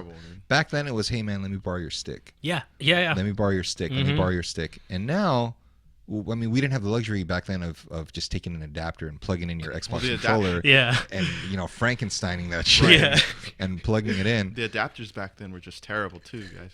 Even if they were there were some that were out there, but they were just hella input lag. Like minimum 3 frames of input Yeah, lag, and it that was was like the best you were gonna terrible. get. The technology was still new. Still, Yeah. the mods were still experimental, so we weren't at the level that we are now, Yeah. where you can take whatever stick you want and It's it good. works on any system, or you can put in whatever board you want. Technology, like I said, guys, has come a long way. It wasn't always like that, as you're hearing from Daryl right now, and in some cases, it's not worth it, because if you're losing to these guys that you know you can beat with, if you had your pad or whatever the case is, sometimes you got to take the road less traveled and not play at all. Yeah, because like the main thing, it was like, okay, do I want to sit there and like just kind of like be one of those fucking wimpy baby whiners and just cry every time I lose? Like, oh, dude, if I had my Xbox pad. And like I slowly started realizing, like, dude, this is what I sound like. I sound like a fucking bitch right now. Like, I know I beat people like this, and they're like, oh, you wouldn't beat me online, like you wouldn't beat me in the arcade, you wouldn't blah blah blah blah blah. And I'm like, you know, so I would have to go home and tell myself, just shut the fuck up, man. Like, if you're not gonna learn Dreamcast, just shut the fuck up. Because like, and I remember even like one year, I think it was the next year, because I dealt with so much like BS with the Dreamcast and I hated it. Right. I brought my Xbox. And Do you remember that? You. Like, I played you, World. I brought my Xbox, bro. Right. And I remember, like, I sat down on the setup, and I was like, yeah, someone can play me now. Play me on my shit. Yeah. Nobody came and played me, bro. I think I maybe played, like, a handful of people. And then, again, I just felt like a fucking idiot, because I'm just like, you're bringing, like, a gun to a sword fight, bro. Like, everyone's out here fighting with swords, and you're trying to fucking bring something completely different, and everyone's just, like, walking by like, oh, what's going on here? And I'm like, oh, it's the Xbox. I want to play. And they're like, no. Like, I brought my Dreamcast stick. I didn't bring a fucking TE with me. Like, no. Did you bring a PS2 also, or what? So I felt so stupid. And again, like, I remember, like, that whole year I was telling myself, like, dude, you're going to take your Xbox and you're going to fucking, like, mop up shop with this shit. And, like, I went, and then I just felt like an idiot because nobody played me. And I'm like, this is just one of those things where, like, if you don't learn to play Dreamcast, then, like, just get the fuck out of here, bro, because everyone's playing Dreamcast. So I was like, okay, like, I kind of had to accept that. That's why Evo 2010 was so controversial, because it was on PS3. PlayStation, yeah. PS3. So if you didn't have a stick that was For PlayStation. PS3 capable, then you were pretty much assed out. Yeah. So so American sticks weren't built for that. Right. So you had to get a Street Fighter 4 SE or something like that. Yeah, because there was like Or a TE stick. modders were hard to come by, like, back then. Like, now they're they're a dime a dozen. Like, you can walk down the Gummo. Yeah, like, now you can walk down the street and you're like, anybody mod a stick? And everyone's like, yeah, I know how to do it. But like back then, like, dude, like, you could shout like out fucking loud. Does anybody know how to fix a stick? And it was crickets. Like, nobody knew what they were doing. What was the name of that modder that we had for like Alex's Arcade in them? Because like they all knew him. Like this one guy that like the Moss stick guy. Like the Moss. I think it was actually him. Like the. I was like, yeah, they actually had like the owner of the Moss guy, and he was like the one who kind of like did all the work for everyone out here. Yeah. If you didn't buy a Moss from him and stuff like that. Yeah. There's just one dedicated guy. I remember like he was the only one that could mod your stick. Dude, equipment is so important, especially in a tournament setting. And personally, I'm a guy that will not let you borrow my stick. I cannot let you borrow my stick, because no, I feel that. If you're the kind of guy that smashes the buttons or hits them or whatever, and then all of a sudden, fuck, dude, my button went out. I can't play my match. Yeah, it aggravates the shit out of me. I think I did that to you that year when you played Sanford, because I remember like I was like I played like a couple matches with Sanford right before you had played him, and I was like, yo, Ken, can I use your stick? And you're like, yeah, go ahead. And my dumb ass, like, you know, I have a really heavy hand, and I was smacking the fuck out of the buttons. Caveman, dude. Like, yeah. Dude, like I was smacking the buttons, and I typically smack the buttons hard, but because it was Sanford, you know, I was doing like that guy was doing, like I was Body smacking those language, buttons baby, with yep. authority, bro. Like, I'm like, oh, let me hit him with this infinite. And I was like looking over at him, just like and then finally when like Ken came over to play, and I was like, oh, the hard punch isn't working. I'm sorry, dude. And like Ken gave me the look like, you motherfucker. But he didn't say anything, and I'm like, I'm sorry, dude. He's all angry, dude. Ken, can you fix your shit, bro? God. It was working just fine before you got on it. But yeah, dude. So I totally agree with you with not letting anybody play on your shit, because when you have motherfuckers like me who just, you know, come in and, you know, whether they mean to or not, you know, like accidents happen. It goes back to how technology was back then. Quick disconnects weren't as accessible back then. Yes. Everything was soldered. Yeah. So if it broke or if it snapped off, dude, if nobody had a soldering iron. Yeah, because that was the way to go. Like you soldered the wire straight to the cherry switch or the E switch, whatever it was. Yeah. And now everything is quick disconnect. So you can just simply pull on it. It comes apart. If a button goes out, you just fucking pop it amazing, out, pop it bro. in, and you're good to go. So Yeah. we are definitely more fortunate now than we were back then. Yeah. Yes. Yeah. Evo 2011, it was just side bets. Evo 2012, I talked about it in my last Origins episode. We went out there just because Justin Wong was supposed to play. Yeah. He didn't. I ended up playing Neo. We already know how that went. Yeah. And we did absolutely nothing else. That was it. Let's talk about Evo 2013. Okay. This year was the year that I had my first big test against Sanford Kelly. And I saw him outside the Evo ballroom. We said, "What's up?" And I said, "Hey man, I got to get some games in with you." And he's like, "Oh yeah, we can get some games in for sure." Doing my best Sanford expression. And we get to Charlie Goblin's Salty Sweet. All right, man. Yes. I've talked about this, but I want to hear your perspective on this. Okay. Here Okay. we go. How did that go down? And what do you remember? So before we get to that, like leading up to Evos, I know like one of the big thing is I would side bet a lot. And I know people side bet now, but like I don't want to say like I took it to a different level, but like when we went to our first Evo, like nobody side betted like I was. Nobody was doing what I was doing. And granted, like I don't come from money. I didn't have a lot of money in my pocket. But when we went out to Vegas, I'm just like, all right, I got like $500. I'm gonna try to like double this, triple this, whatever the case is. And I like Scared money don't make money. yeah, dude. And like nobody knew Khaos like that, or like they knew of him, but they're like, I could beat him, whatever. Like he's nothing special. Meanwhile, like I play with Ken like almost every day, so like Right. I know what this guy can do, and like What he's capable of. and granted, like he's a lot better than me, but I can still look at people and be like, oh yeah, you're not gonna beat him. Like you're not gonna beat him. He's gonna beat you. So I used to side bet on Ken like crazy. It wasn't just like, one $20 side bet here, one $5 side bet there. Like Ken would sit down and play like Cable Guy. And I'm like, yo, who likes Cable Guy? And there was like a fucking swarm of 20 people standing around, and everyone's like, yo, I like Cable Guy, I like Cable Guy, I like Cable Guy. And I'm like, all right, bet. 20, 20, 20, 100, 50, 10, 10, to the point where it got to the point where I literally had to start taking names and writing stuff down because motherfuckers would lose money to me and then walk off and not pay the bet. Yep. So like Scumbag shit. Ken would be playing, and at the time like Ken wouldn't put money on himself, so I was like, bro, I got it, don't worry about it. Like I'm a side bet, like you're making this money for us, I'm buying this fucking food after this, I got the round after this, like I'm buying beers after this, whatever the case is. So Ken was playing, and it was more pride for him, but meanwhile like I'm playing with my fucking bankroll over here, so I'm just like, bro, like I gotta talk shit, like this man's gotta win. So like anything that I can do to help my boy win, I'm doing back there to like ensure that we win. That is true. That reminds me. Back then, we used to coin a phrase, and it was, if you play against me, you're not playing against MSS, you're playing against MSSW, which was Magneto Storm Sentinel World Match. Yeah. Because I used to sit right behind like the chair. Ken would lean on the chair, and I would be yeah. right behind him. So like whether you wanted to hear me or not, you were fucking hearing me, bro. And I'm a loud guy. Like if you've ever been around me, like sir. shut the fuck up, bro. You're being a little too loud. Like can you just tone it down 7 notches? Daryl. That is true. If there's one thing to confirm about Daryl is that he's loud and that he loves to side bet. I mean, back then you were the only guy that was dropping big money post arcade era. Yep. Yeah. So then what happened? So I pretty much that's the one thing that I kind of just want to take into that. So with that being said, like, our 2 Evos leading up to that, I would always side bet like crazy. And we always had like very fortunate luck. Like you would win, you would kick ass, and we won a lot of money, and we would have good times. So going into the Sanford room, like I already knew, I think we had drank a couple of times because that was usually what it was. Like we would go get the Fat Tuesday, like the fucking 36-inch yard, like what is it, like a yardstick or whatever with alcohol. Yep.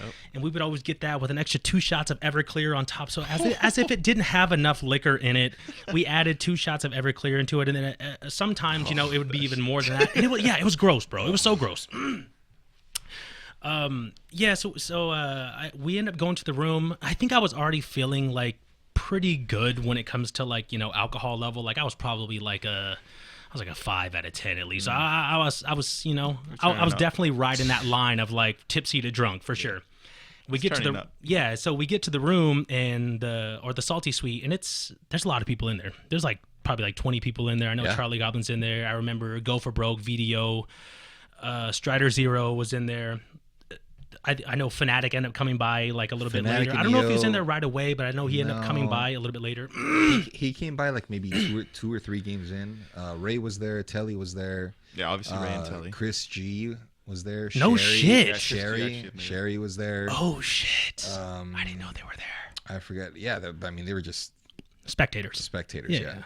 So we get started, and I know what's going on, right? Like, Yeah. but like between Sanford and myself, it was a gentleman's agreement. It was just, hey man, thanks for playing me. Like for me, it's fucking crazy. Like my world is spinning because I'm thinking, dude, 2 Evos ago, I was playing against Cable Guy, and I was struggling my ass off to beat him. Yeah. You know, and Cable Guy is like a 6 out of 10, right? Or 7 out of 10. Yeah, I agree. And 2 years later, I'm playing Sanford fucking Kelly, Yeah. dude. Right. President. In a salty suite on Dreamcast, and like this is it. Like it's fucking showtime, right? Yeah. So then, And by the way, guys, this video is on YouTube, so you guys can go watch. it's on YouTube, guys. You can check it out. Yeah. I know what happened, but do you remember what happened? Okay, so again, through so like we were talking about, you know, like I like to side bet a lot. This was the big match that we were waiting for the weekend. I don't know if we were waiting for it, but you know, it was just the biggest match that we were most likely going to come up with, because it's not like, you know, Yipes is coming to the room. It's not like Justin was going to come to the room to play you. We had Sanford, so we had like the next best thing. And I don't say that as like a disrespect thing, but like, you know, it's Sanford fucking Kelly. Like if we couldn't get Justin, Sanford was number 2, and then after that, like, okay, we'll take Yipes if anything. But it was Sanford. So I'm just like, dude, if I can make, you know, a couple $100 off of you playing Cable Guy, a couple $100 off of you playing Smooth Viper, a couple $100 off of you playing Neo, in my head, I'm like, this is the big payday right here. This is what, like, I've been talking shit for. This is what I've been working up for right here. So there's going to be a lot of money right now in this room. Like, I know Ken's sitting down to play, but I'm like, okay, like, I'm just thinking to myself, like, I'm about to pretty much pull out my entire bankroll, and if anybody wants to bet it, I'm betting it. I feel so confident in my boy, but at the same time, like, I'm about to hurt some feelings. Like, I'm gonna talk some fucking shit right now. And so, like, unless you got nerves of steel, like, I feel sorry for you because you just walked into the fucking lion's den right now. Yes, sir. So, you know, like, I remember there was like a bottle in the room being passed around. I think it was like a bottle of Jack between like Charlie Goblin and Go for Broke and stuff like that. And they're like, yo, World, you want to drink? You want to drink? And I'm like, bro, like, I got this fucking, like, fat-ass yardstick. Like, no, I'm good. Like, I just finished this. I'm good. And they're like, oh, don't be a bitch. Have a drink. And they kept, like, peer pressuring me and, like, putting the bottle to my mouth. And I'm like, dude, I don't want it. Until finally I was like, fuck it. And I just chugged the bottle, bro. I don't know how much was in that bottle. Like, I know it wasn't a full bottle, but... Wait, you killed the bottle? I killed the bottle, bro. I remember seeing a water bottle. There was a Gatorade bottle. A Gatorade bottle. There was a blue Gatorade bottle, and I was like, no, I don't want that shit. Just give me the bottle. And there was probably, like... I'm gonna say at least half. I don't want to, like, you know, over exaggerate, but there was at least half of, like, you know, the 750 milliliter Jack Daniels. Christ, dude. It was just like it was just out of me being drunk, because, you know, like when you get to that point, you're around your buddies and you know, like, fine, I'll fucking take 5 shots. I don't care, like, whatever. To that point where you're just like, yeah. So it was like one of those things. Like, they kept like badgering me in a sense, like, yo, take a shot, and be a bitch. And I was like, fine. Glug, glug, glug, glug, glug, glug, glug, glug. Drank the whole fucking thing. And gave it back to Charlie Goblin, and he was like, dude, what the fuck? I just bought that bottle. And I'm like, I'll buy you another fucking one. I don't care. And then I was like, yo, okay, let me play Sanford. Instantly was feeling that, and that's when, like, I sat down. I played Sanford maybe like 2 or 3 games. I was drunk. I was talking shit to him. I ended up fucking up your button because, you know, I was drunk, and then I was hype. I was talking shit. Yeah, that's when it happened. Yeah, and then Charlie fixed it. Yeah, so someone fixed your stick, because I got up and I was like, oh, Ken, I'm sorry. And then I just remember thinking, like, you just fucked up everything right now, you idiot. Like, you fucked it up right now. Like, if Ken doesn't get this button fixed, he's got to play on someone else's stick, and you don't like playing on anyone else's shit. You like your shit. Yeah. So, like, I remember, like, kind of shitting bricks for a second. Someone fixed your stick, and I was like, okay, cool. We're good. And then everyone's like, oh, you want a shot? I'm like, nah, get that shit away from me. Like, no, I don't want any more. Like, I was just, you seen what I just did right there. Yep. So now we skip to the match. You guys start playing. I'm just being me. I'm just being me, but on just, you know, me plus a half a bottle of Jack. So I was being a little extra, to say the least. Oh man, the very least. To say the very least. So I was like, there's like shit talking in the game, and oh no, we love that shit though, Daryl. So I know everybody loves it and everybody always brings it up, but to this day, like, I always feel like a piece of shit for it. I feel so bad, because if I were to put myself in Sanford's shoes, and granted, like, I know, like I was saying a second ago, like, you put yourself in the lion's den, but I was like, I think I went a step too far, like a couple steps too far. Like, I felt like a bully. Like, I was talking a lot of fucking shit, like a lot of shit to him. And it was like, yes, it was in the game, but at the same time, I'm like, you ain't gonna do nothing. Like, and that was kind of my mentality. So I'm like, I'm just gonna keep saying whatever the fuck I want. Fuck that lightning ball. Yeah. So, like you guys were playing, and clearly I can tell that the shit talk was, it was bothering him, because Sanford would kind of like turn around and like say something a little bit like, hey, shut the fuck up. Hey, blah, blah, blah, blah, blah. Fnatic walked in the room, and then Fnatic was like kind of talking shit to Ken, and like, Sanford would land a fast fly combo, and Fnatic's like, yeah, you fucking suck, blah, blah, blah, blah, blah. And so instantly my attention went from the game in Sanford to like, I have to talk shit to Fnatic, because like in my head, I went back to that time when you were playing Neo, and like I wasn't there, but I remember like, I think I told you before, like I feel like you lost that match because they were talking shit to you, and you didn't have like support there. Like, against Neo? Yeah, like it was just you, and like they had like Fnatic in the back talking shit, other people in the back talking shit, and blah blah blah. So yeah. It's hard when you have the whole entire room against you. It was you're basically a pro Neo. Dude, Yes. that and to just to address that real quick, because I felt like I was doing good, but that stick that I was using was already on its way out. Oh, okay. Even back when, because I used that same stick against Cable Guy, and I was dropping all kinds of stuff. Yeah. I remember telling you during the Cable match, like, hey man, this stick's got to go, man. Yeah. I feel as if I would have had my 2014 Moss or the 2013 Moss, the black one, Yeah. it would have been curtains.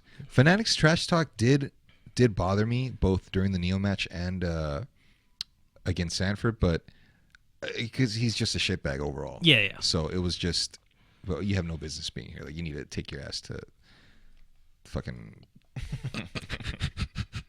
to the fucking blackjack table. Where it's $5 minimum. Go back to the porta potty that you came from. Get the fuck out of here. There was one part where I did talk shit to Fnatic, and because he was saying, he said something like, give me 2 days and I'll body this guy. Yeah. And I stopped and I said, no, you wouldn't. Everybody was like, oh my god, Khaos is popping up. Yeah! But dude, I mean, I'm playing against Sanford. Like, I can't miss a beat. I cannot miss a beat against Right. this guy. Yes. And the trash talk was getting heavy. I did win the first set, and then he wanted an immediate run back. Yes. So then that second set, Strider Zero has that somewhere. He's got it in the archives. He says he lost it or whatever, No, but he's got it somewhere. We're like, the score is like 5-4 or something. Sanford's catching up. Like the gap, the download is happening. Yeah. He's adjusting. Yeah, the download is happening. Yep. And like once it was 5-4, that's when he completely lost it, and he said, "Hey, you keep running your mouth, I'm gonna sock you in the fucking face." and I freeze up like, And then we know what happened. I mean, do you remember that at all? So I don't remember like exactly what he said, but again, like I know I finally had got to him, and he started basically talking to me, and again, like in my head, I'm just like, okay, perfect, like I took you out of your game. I did what I was supposed to do. Like, I achieved my goal. Like, you're not focused on the game anymore. You're focused on me and the shit that I'm saying to you. You're not focused on how to block this combo or the mix-up or what happened, how you lost the last match. You're focused on the shit that I'm saying. So this is perfect for me. I'm doing what I'm supposed to be doing. And yeah, like he was like, yo, I'll slap you in the mouth or something like that. And I just remember being like so drunk at that time, bro, because like that half a bottle was just like instantly hitting me. Probably like every 5 minutes, I was just getting like another level of drunk. And so like when he had said that, I was most certainly like already like a 9. And he was like, yo, I'm gonna like fuck you up or whatever. I'm like, do it. I don't fucking care. Like, do it. And he was just like I seen the pure look of frustration and anger on his face. And like I can put myself in his shoes, and I know that feeling. And you're just not clear-minded. You're just seeing red. Like he was upset. What he really wanted to do was just turn around and just attack me. He wasn't focused on you. So I'm just like, good, whatever. And at that point, like Fnatic was still talking shit, so I was talking shit to him. I had side bet a bunch of people in the room. I think the first set I had like $800 on the first set. Meanwhile, like I don't think anybody was backing you besides me. Everyone's like, oh, okay, whatever. But I took everyone's bet. Yeah. And then the same thing happened like when we did the run back right after. Like I took everyone's bet, and I was like, yeah, run it back. I don't give a shit. So of course, like I had every excuse to talk shit and try to protect my investment. But, right. Yeah. I am glad that you guys were able to squash it eventually. Like everything is cool now. Yeah. Yes. It is a shame though, because we'll never know. There might have been a third set. Yes. Because if he would have won that one, which he probably would have, considering how close the set was, we could have gotten a third set, and then it would have been a fucking definitive. amazing It would have been tiebreaker. definitive. Right Yeah, because I remember like after like pretty much after the set was done, like Sanford got up, like kind of got in my face a little bit and was just still talking stuff. And again, like bro, I was so drunk I didn't care. I was like, fucking hit me, I don't care. And he's like, I'll fucking stab you. And I'm like, stab me, I don't care, bro. Do it, I don't care. Yeah. And he went inside like the the hallway and was kind of like walking away.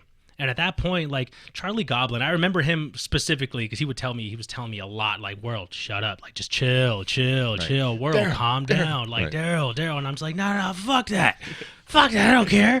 And so like when Sanford was so upset and he was in the hallway, then like in my head I'm just like, okay, like go kiss and make up, just tell him you're sorry. But it was just like, dude, you were talking so much shit to this man. He's like, he wants to fucking kill you still. There's nothing you can say. So I remember I went into the hallway and I was like, yo, Sanford. He's like, don't fucking come by me, bro. Blah blah blah blah. Like I'm gonna fuck you up. And I was like, Sanford, come on, Kelly,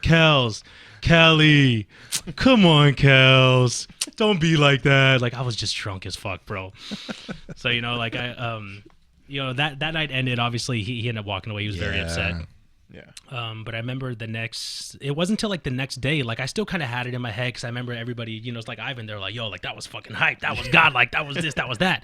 So like I felt justified at first, but then I remember like we sat down and we were in like the food court at whatever casino and we were like eating, and like you and Telly were like, dude, you were talking some shit, and I was like, yeah, I know, right? Like fuck yeah. And you're like, no, you were kind of talking like a lot of shit to that guy. Like you didn't, like you said it without saying it, like you went over fucking board, man. Like I get it, you're on my team and all that stuff, and I appreciate that, but like that's not what I wanted. And I can see it on your face, and I'm just like, oh, okay, like damn. So Yeah. it was like that. Yeah, I'm like, so it was that bad? And you're like, yeah, no, you went overboard. And even Telly was like, yeah, dude, like you need to apologize to him something. And in my head, I'm just like, man, where I come from, like I don't apologize to nobody, bro. It's just like fuck you, and we'll just hate each other for the rest of our lives. I don't care. Right. But again, like I had to sit there and put myself in his shoes, and I'm like, you know what, man, like realistically, I wouldn't like if anybody did that to me, whether like they were bigger than me, smaller than me, whatever the case. Like I wouldn't like if someone did that to me. So I remember the next day, like it was kind of like my mission. I was like, I gotta find this guy. I gotta find him and apologize to him. Now, whether if he still wants to punch me in my fucking face or like do whatever, like cool. I'm gonna just hold that. I'm gonna just hold that because like I feel like in a sense like I owe him that. And not that like he's a punk or he couldn't beat me up or anything like that, but I'm just like, look, I disrespected this man like just entirely. Like so whatever comes, like whatever repercussions happen, like I'll accept that.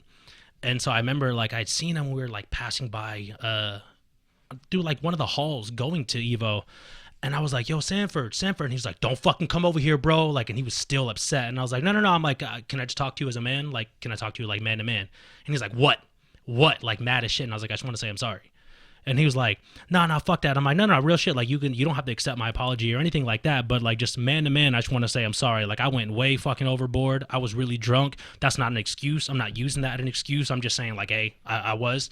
But yeah, man. Accountability. Exactly. Yeah, just taking accountability for exactly. So I'm just like, look, I'm sorry. Like if you want to fucking punch me in the face right now, like I don't hold you to any of the shit that you said to me last night, or him picking up the trash can and wanting to throw it at me or whatever. Like I'm like, I hold no hard feelings for you. I deserved all that shit. And like he kind of like stood there and like looked at me like, thank you, I appreciate that. Like all right, we're cool, whatever. Like you know what, I respect you for saying that, because like nobody would come up to me and say that shit like after they clearly do you wrong. Like it takes a big man to admit that you're wrong and like go to go up to someone and say like you're sorry, like and actually mean it, not just like, oh hey yo, my bad bro, my bad. And like you said, Sanford didn't have to accept his apology. No, not at all. Every right to him if he wanted to. Yeah, bro. Like because if I was in his shoes and somebody did that to me, like I would most likely fucking hate you for the rest of my life and just want to like, kick your ass. But so yeah, like huge shout outs to Sanford for being the bigger man in that situation and accepting my apology, and we move forward from that, because after that, like we actually developed somewhat of a friendship. Like I remember I would play him on the time, like online all the time, and like we would chop it up and shit. Like I would message him on Facebook and we would just be going back and forth. So like a little bit of a friendship kind of happened there after that. So like that's awesome, bro. Positive. So I'm thankful for that. Yeah. Have you ever gone back to watch that first 10? No. You still haven't watched it to this day? No. I remember like I was gonna ask you like what was the score of that, because I remember like the one time like I turned it on and I can just hear me in the back saying all this stuff like, you fucking suck, Sanford, blah blah blah, like I just, bro, like I feel this small when I watch it, and I'm just like, I can't watch something like that, man. Like it's almost like if I were to watch a video of me like beating up a toddler or something. Like I'm just, It's one really, of those, bro. It's one like, of those things where it's just permanent cringe. You know, no, forever. 100%. So whenever like anybody brings it up to me, like, yo, that you and Sanford, blah blah blah, and I'm just like, yeah. About that. Yeah. So like it's kind of I guess for me, like, it's fortunate that like Strider Zero like removed some of it, but like, you know, I know it's still up there. Like I mean, low key, I'm just like, can you just mute me out of there? Like just no, just the put the video's all quiet. Like every so often, just put Strider Zero music in the back. I don't fucking know. Just put Owen Wilson. Wow. Every time you speak. Wow. All water under the bridge, man. Shout outs to Sanford. Huge shout outs. Dude, so Evo became more of a spectator event for you. Side bets. I didn't really see you playing too much. Yeah. Just because of the whole Dreamcast versus Xbox thing. Absolutely. I feel like because of the lack of technology that existed at the time, I feel like you could have done a lot of matches and a lot of sets where people that were more active back then. Oh, for sure. That's fuck, dude. It sucks, man. It sucks that we weren't able to get that, but we're here today. I mean, we're here today. Yeah. The technology exists today, and if people want to pick up the sticks and play you, they can. If not, then like you said, that's not your fault. That's their fault, pretty much. Yeah. Evo 2016 was the last. No, Evo 2017 was the last Evo that I saw you at before you kind of took a hiatus. Okay. Were you trying to find a balance between Marvel and real life? I mean, is there anything that you want to speak on that?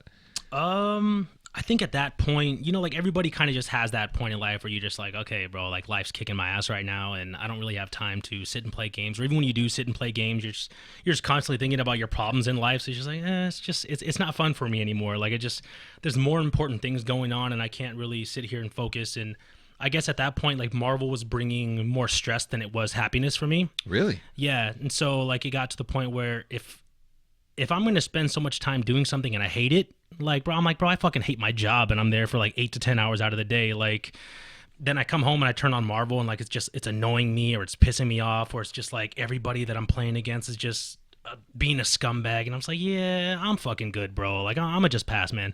I'd rather go take a walk outside, and you know, I'd rather just listen to music. I'd rather just go to the gym. So I think around that time, that's when I got more consumed by just, you know, like the gym and just other stuff to try to bring inner peace, if you would. Absolutely, yeah. We all go through those stages, man.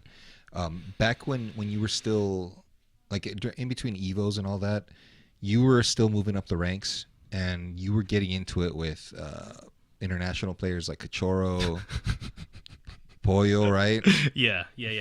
How do you feel about them as far as competition? Do you feel like they'd be able to take on us in the States, or speak on those rivalries? Mexico's good. Like, Mexico's good. They've always been on like the come up. Shout out to those guys because they still play like super hardcore, and that's awesome. I love that they have like a scene out there and they're keeping that alive. But it's kind of like, you know, when we talk about the East Coast guys compared to our West Coast guys, like, you're good, don't get me wrong, but like when you stack your guys up against our best guys, you don't really compare. And I don't mean that as like, you know, a bad thing, but it's just the shit that you guys are doing is a little bit old and outdated. Like, that's the stuff we were doing 3 years ago, and now you're on it. So it's just like, well, we're 3 years ahead of you. So like, you're still doing the stuff that we were doing 3 years ago, and now Still we moved pushing on and we're innovating new stuff, new tech, new gameplay, new strategy, new whatever. And you guys are still on that old stuff. So as good as you are, and it's like, I don't care like how good these combos look, and you beat these really good players, but like when you come and play, you know, Chaos version 3.0, like you're used to Chaos 1.0. So like, you're just not ready for this newer version. Like, the shit that you're coming and bringing me with, like, I was doing that 2 years ago, bro. Like, it's not gonna work. Like, I can fucking block this shit with my eyes closed. Like, it's fast and it's good and it looks great to everybody else, but like, I've updated my software. Like, dude, that reminds me. That reminds me. The Jason, shout outs to G-Con, man, and Josh for traveling to FightKingdom. We had a conversation, and I hope Jason's okay with me sharing this, but he said that in order for him to catch up, that he would have to put in a lot of time, because as it is now, there's no way. He said there's no way that I can beat you, because and you nailed it right on the head. Is what we're doing is not in their scope of what Marvel is. And it's the fact that the tech might be outdated. They're not used to what we're doing in the scramble and hitting buttons in certain points of the match. They're not used to that. They're used to clear cut. Oh, it's your turn now. It's exactly now it's my turn. It's my turn. You said it was my turn. It's your turn. You activated my chat card. And we're just, hey man, we're playing this shit on the fly. And if it works, I feel like the West Coast style has turned into. I love it, bro. How good you can convert off of a random hit. Yes. If you can, if you can recognize that you got a hit and you can sculpt it into something else, and that's what makes you the dominant player that you are. Yeah. I think that's what we have in West Coast, bro. That's I love is that the fact how dynamic we are in the scramble. And it's something I think the East Coast steers away from. I think they're a lot more defense oriented, and so they tend to just kind of like playing the neutral. But we just thrive in that scramble, man, and it's awesome to see. Yeah. And a couple of days ago, I was playing on PSN, and I was playing against Desmond and Regency Rob. Shout outs to those guys. They love to grind. Mexico, that's my boy right there. They love Shout to out grind to that online. guy. Yep. And I'm picking Spider-Man, right? I'm practicing spider clops, spider clops, Spider-Man, Sentinel, Cyclops, and I'm getting my ass whooped, dude. I'm getting my ass whooped, and whenever I lose, even if I'm picking Spider-Man, I feel like it's still a loss, right? They're still saying, "Oh yeah, I got some wins off of Chaos, whatever." Dude, I switched to MSS, and I went on a 30-game streak, and it felt phenomenal. It felt phenomenal. And then I remember saying out loud, I said, these motherfuckers must have forgot. You know what I mean? Like they must have forgot. And I think that when the day comes when I do go back to MSS, that it's going to be better than ever. Yeah. Because everything that I'm doing now with Spider-Man and shit like that, it's forcing me to play solid with just 2 characters. Right. And, Spider-Man does his work here and there and all that shit, all the gimmicky shit. You have some nice little gimmicks in there. Yeah, a couple gimmicks, but Storm and Sentinel are the ones that are doing majority of the work, or Mag, Storm are doing most of the work. I always thought, I don't know why you call it MSS Lite when I think it's MSP Lite. If you really think about it, how Parker's more for Psylocke than it is for really a Sentinel. Yeah. It's more like an MSP Lite, but kind of, yeah. But, acronym still. Magneto Storm Peter. Hey, there we go. Magneto Storm Peter, so MSP. Now we're talking. Dude, so, all right, so I mentioned Cachorro and the international players. Those guys would be on there constantly, right? You remember. Yes. You turn it on, and at least one of those guys was on, and they would play you fucking 30 games. It was Cachorro. It was Cachorro before Pollo came on, and before Mayate and Codigo. Codigo would be on there a little bit, but it was mainly Cachorro, bro. I would always run into that guy. I remember me and Telly would always run into him in lobbies. And he was just one of he played like a scumbag, bro. Every single game you can tell was fucking Evo Grand Finals for this guy. He never let up. Everything was so serious. So I'm just you turn on the game and you typically you're like, I want to play with this fucking Colossus for a couple of games. I want to play with Rogue for a couple of games. I want to warm my fingers up.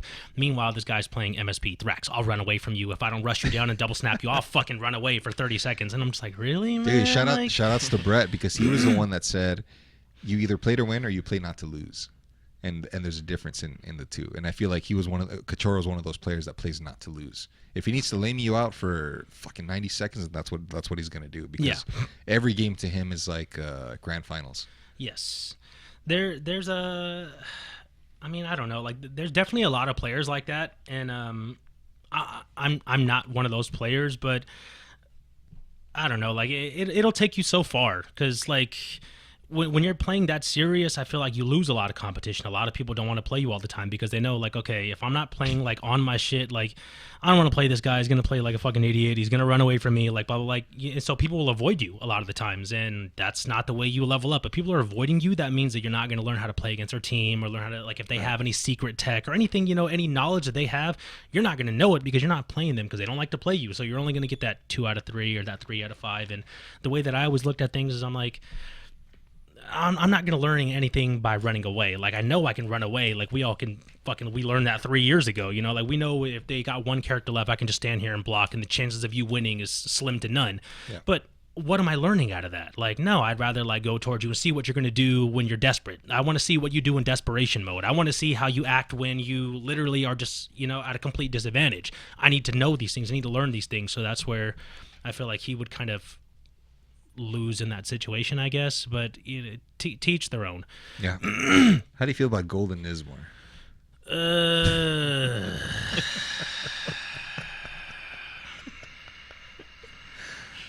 Pause. I just Tell him how you really feel.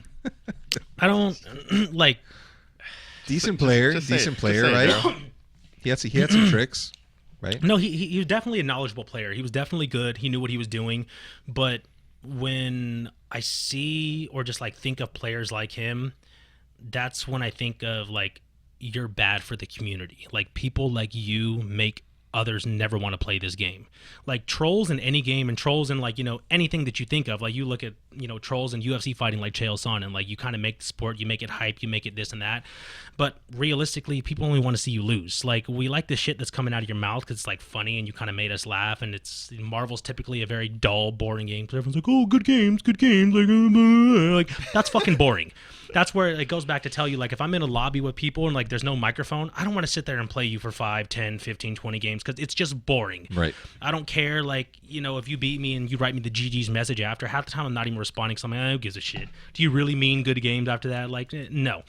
But yeah, like, just the shit talking that he was doing, like, it was a lot of I feel like he trolled a lot of people that he clearly knew he was better than. So it was just, he did trolling in a toxic way, so I never liked it. I never really cared for him at that point. I talk a lot of shit. I'm probably like one of the biggest shit talkers in the community for sure, but I see myself on like the other, like, he's over here and I'm over here, like, we're completely different because like I talk shit, but like I'll straight up be like, oh man, it's just straight up in the game, like I'm just joking, I'm just having fun, like, if you take it serious, like, sorry. I remember it used to be to the point where I would even tell people, like, when you used to play Cable Guy, like, hey man, I'm gonna talk a lot of shit to you, like, don't take this shit serious. And he'd be like, okay, for sure. And then after, I would go shake your hand and be like, hey man, like, nothing personal, like, all good, all love, blah blah blah. Right. But that was never the case with Nismore. Like, I can always tell, like, he was just that class clown that just always wanted to get everyone's attention, and he just needed the spotlight to be on him, and it was fucking annoying, bro. And a lot of it was personal. Yeah, because especially like I remember one time when I was talking to Neo, like, Neo and Nismore was supposed to play at one point, like, back in the day for a good amount of money. And this was like before I was on SRK. Like, I think I had an account, but I wasn't active and like anything like that. I would check the threads like once a week, once a month, something like that. But I remember I was at the arcade one day and Neo was there. Like, I was the only one playing Marvel, and Neo was like sitting on one of the games, like just using the Wi-Fi on his laptop. And he was fucking pissed. Like, he was walking around just like marching back and forth, like, oh, this motherfucker, man, like, oh, I'm gonna get him. And I'm just like, hey, what's going on, Abe? Like, what's going on? And he's like, dude, this fucking this Golden Nismore guy is like talking shit, blah blah blah. And I'm like, about what, man? Like, who the fuck is this guy? I've never even heard of him before. Like, clearly, like, if I never heard of him, and I'm constantly just scouring YouTube for videos, like, he must not be anything special. Like, don't take it so serious. And he's like, no, this motherfucker's talking. And I'll always remember this. He's like, He was saying some shit about he's gonna roll the red carpet out of my fat ass and blah blah blah, and I'm just like, oh no shit. And Neil was like, fuck that, like I'm gonna train for him, like he's not gonna beat me. And I remember Neil was training like hard, and I guess Nismore ended up just like trolling him and just never showing up. He was just talking all this shit for the money match, but then never showed up. And so, like, again, like, that's another thing where I'm just like, really, bro? Like, I get that you're trolling and having fun, but the fact that, like, everybody in the community just overlooked that and they're like, oh, haha, that was hilarious that he trolled him and didn't show up. And I'm like, I know, man. That's some bitch ass shit. Like, if you were to put yourself in Neo's shoes and, someone was talking all this personal grease about you and like you trained and you did all this stuff, and then come fight night he just doesn't show up and he's like, like, you're over there at the event and I'm not. Like, you're a fucking loser, bro. Like, are you kidding me? You know who else did that? Ray did that to Servbot. Did he? Yeah. Back when UGC, remember UGC? Oh, okay. Yeah, it was a long ass drive, and so he's like, Servbot, I'm gonna fuck you up and this and that. You better be there. Be there. Be there or be square. 7 o'clock, I'm there. Servbot shows up, and then Ray just never showed up. He's like, have fun. Wow. Have fun out there. Wow. It has been done. But yeah, I do agree, man. There was a lot of personal shit talk that, I mean, I'm guilty of that as well, dude. I've talked my shit on a personal level, and I've squashed my fair share of beefs over the years.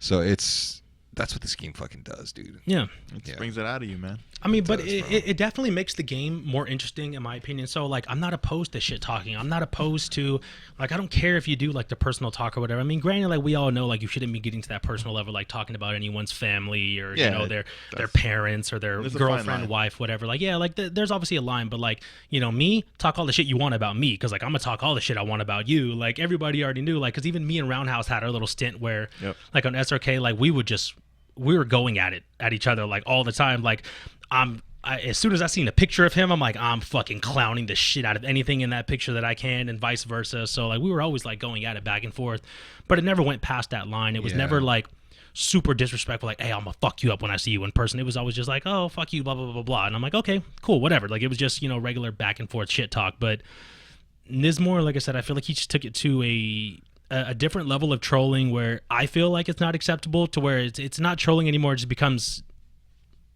like, just... it's poison. It's poison for the community, and stuff like that. As much as people like it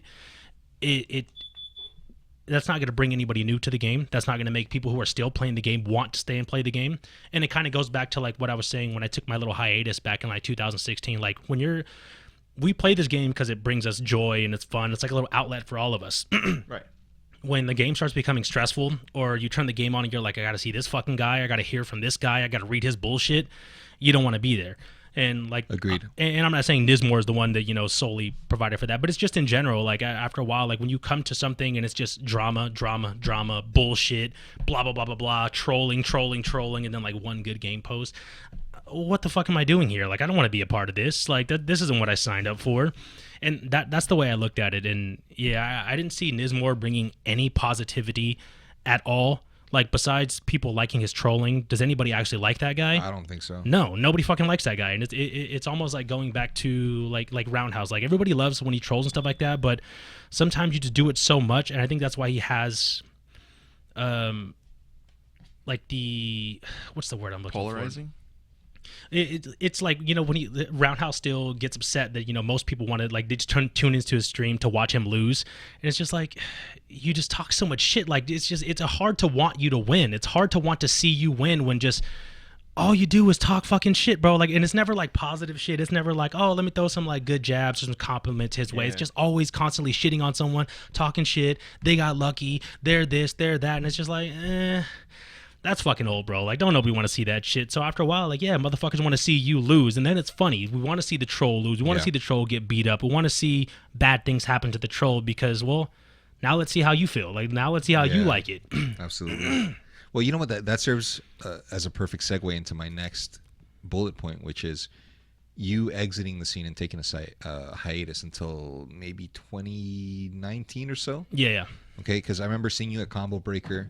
You and I hadn't really been talking, you know, everything was kind of distant or whatever. I saw you at Combo Breaker and it was kind of like, what's up, man? How you doing? And then, you know, we kind of got back into the rhythm of things. Yeah. But you still weren't fully invested in the community just yet. You're still kind of just like, you know, you turn on the Xbox every once in a while. I would see you put out a Facebook Live stream, you know, every once in a while. Yeah. But you were just kind of like dipping your feet back into the Marvel 2 waters. Yeah. Did you feel like it was a different scene? The energy was different? 100%. Yeah? 100%. How did it look in your eyes? And what had changed? Yeah. So, like I said, it was getting to the point where I feel like everybody was still on, like, the trolling shit, and they were just kind of like, everybody was acting like me back in, like, you know, when you played Sanford, like the just disrespectful, like, you're going too far, like, you're doing too much. And everybody was in that zone when I feel like I matured a little bit. And I'm like, okay, guys, that's not going to add to this community anymore. That's not going to want new people to come to this group anymore. Like, the way that you guys are all acting, like, you think your shit doesn't stink and you're not willing to take an extra second to help the new guy out or, like, the new players out. Like, you're just like, oh, just fucking learn it yourself. Just blah, blah, blah, blah. That's what I did. Like, and then I just kept seeing our community shrink. Tournaments were being less and less active. People didn't want to show up to stuff, whether it was online tournaments or in-person tournaments. Like, I seen that, and it was just like, dude, this is a game that I love, a community that I love. Like, I have a lot of, like, friends or, like, acquaintances in this community, and it's just like, if I can grow up during this time, like, why the fuck are you guys not growing up? And then it was especially hard for me because I'm just like, dude, I'm like one of the youngest guys in this community. I'm young, and everybody is like older than me. Like, you should know better. Like, you guys are married and you have kids. I'm like, is this the way you act at work? Is this the way you act in life? Because the way you're acting shows to me that you have zero fucking social skills, that you probably don't have any friends in real life. That's why you come here and you're on this game and you're in this forum and you live on this shit Right. 24/7, because this is what you have, and this is all you have. And that's the way they acted, and it showed. And I'm like, you know what, man? Like, I don't want to be a part of that, bro. Yeah. It got to a point where, like, I remember I was practicing so much, like, leading up to Combo Breaker. I lost, like, my love to play the game. So, like, I would get on Xbox and, like, I wouldn't even turn my mic on anymore. And, like, as you say, like, you know, bro, like, I love talking shit. I love turning on my mic. Like, half the time when I got on, if you couldn't be in an Xbox Live party with me, I didn't want to play you, because I'm like, we can't talk shit. Like, I don't want to play you. Yeah. It got to the point where, bro, like, I would just get on and I would just play, you know, like, Robzilla for, like, 50 games, 60 games, Sir Mix-a-Grip, sorry. We would just play like hella games, and that was it. And it would just be quiet, and we just go back and forth. And you know how it is. Like, Rob doesn't talk to anybody. And like, randomly I would message him on like Facebook and be like, good games. I can't stand that about Rob. Dude. Like, Yeah. I the other day we ran games, and you know, it's nothing, right? So I just sent him a message with a couple of spider emojis. Hey, come on. Just give me something, man. And you know, Rob is godlike. Yeah. Like, he's fucking amazing. Yes. And it's kind of frustrating, because it's like you have all this fucking talent, and I'd love to see you travel and run a set with somebody and see where you really stand. You know what I mean? But so, like, whenever I would try to put myself in his shoes, and I was like, man, is he just kind of like a, you know, some people are just socially awkward, or just antisocial, or just, you know, they're just not like social butterflies. Some people That's just, true too, yeah. you know, some people just don't like to talk or bullshit like that. So when I would put myself in his shoes, because then, you know, I slowly started seeing myself. I'm like, man, like, I went from being the most talkative motherfucker like in the community to like now, like, I can't stand looking at people anymore. Like, I don't even want you to come by and say what's up to me. Like, I don't give a fuck, man. I don't care what you have to say. I don't want to shake your hand. I don't want to dap you up. Like, it's going to be a chore for me to even sit down and play you right now, but like, I'll do it just to beat you and get you the fuck out of my face.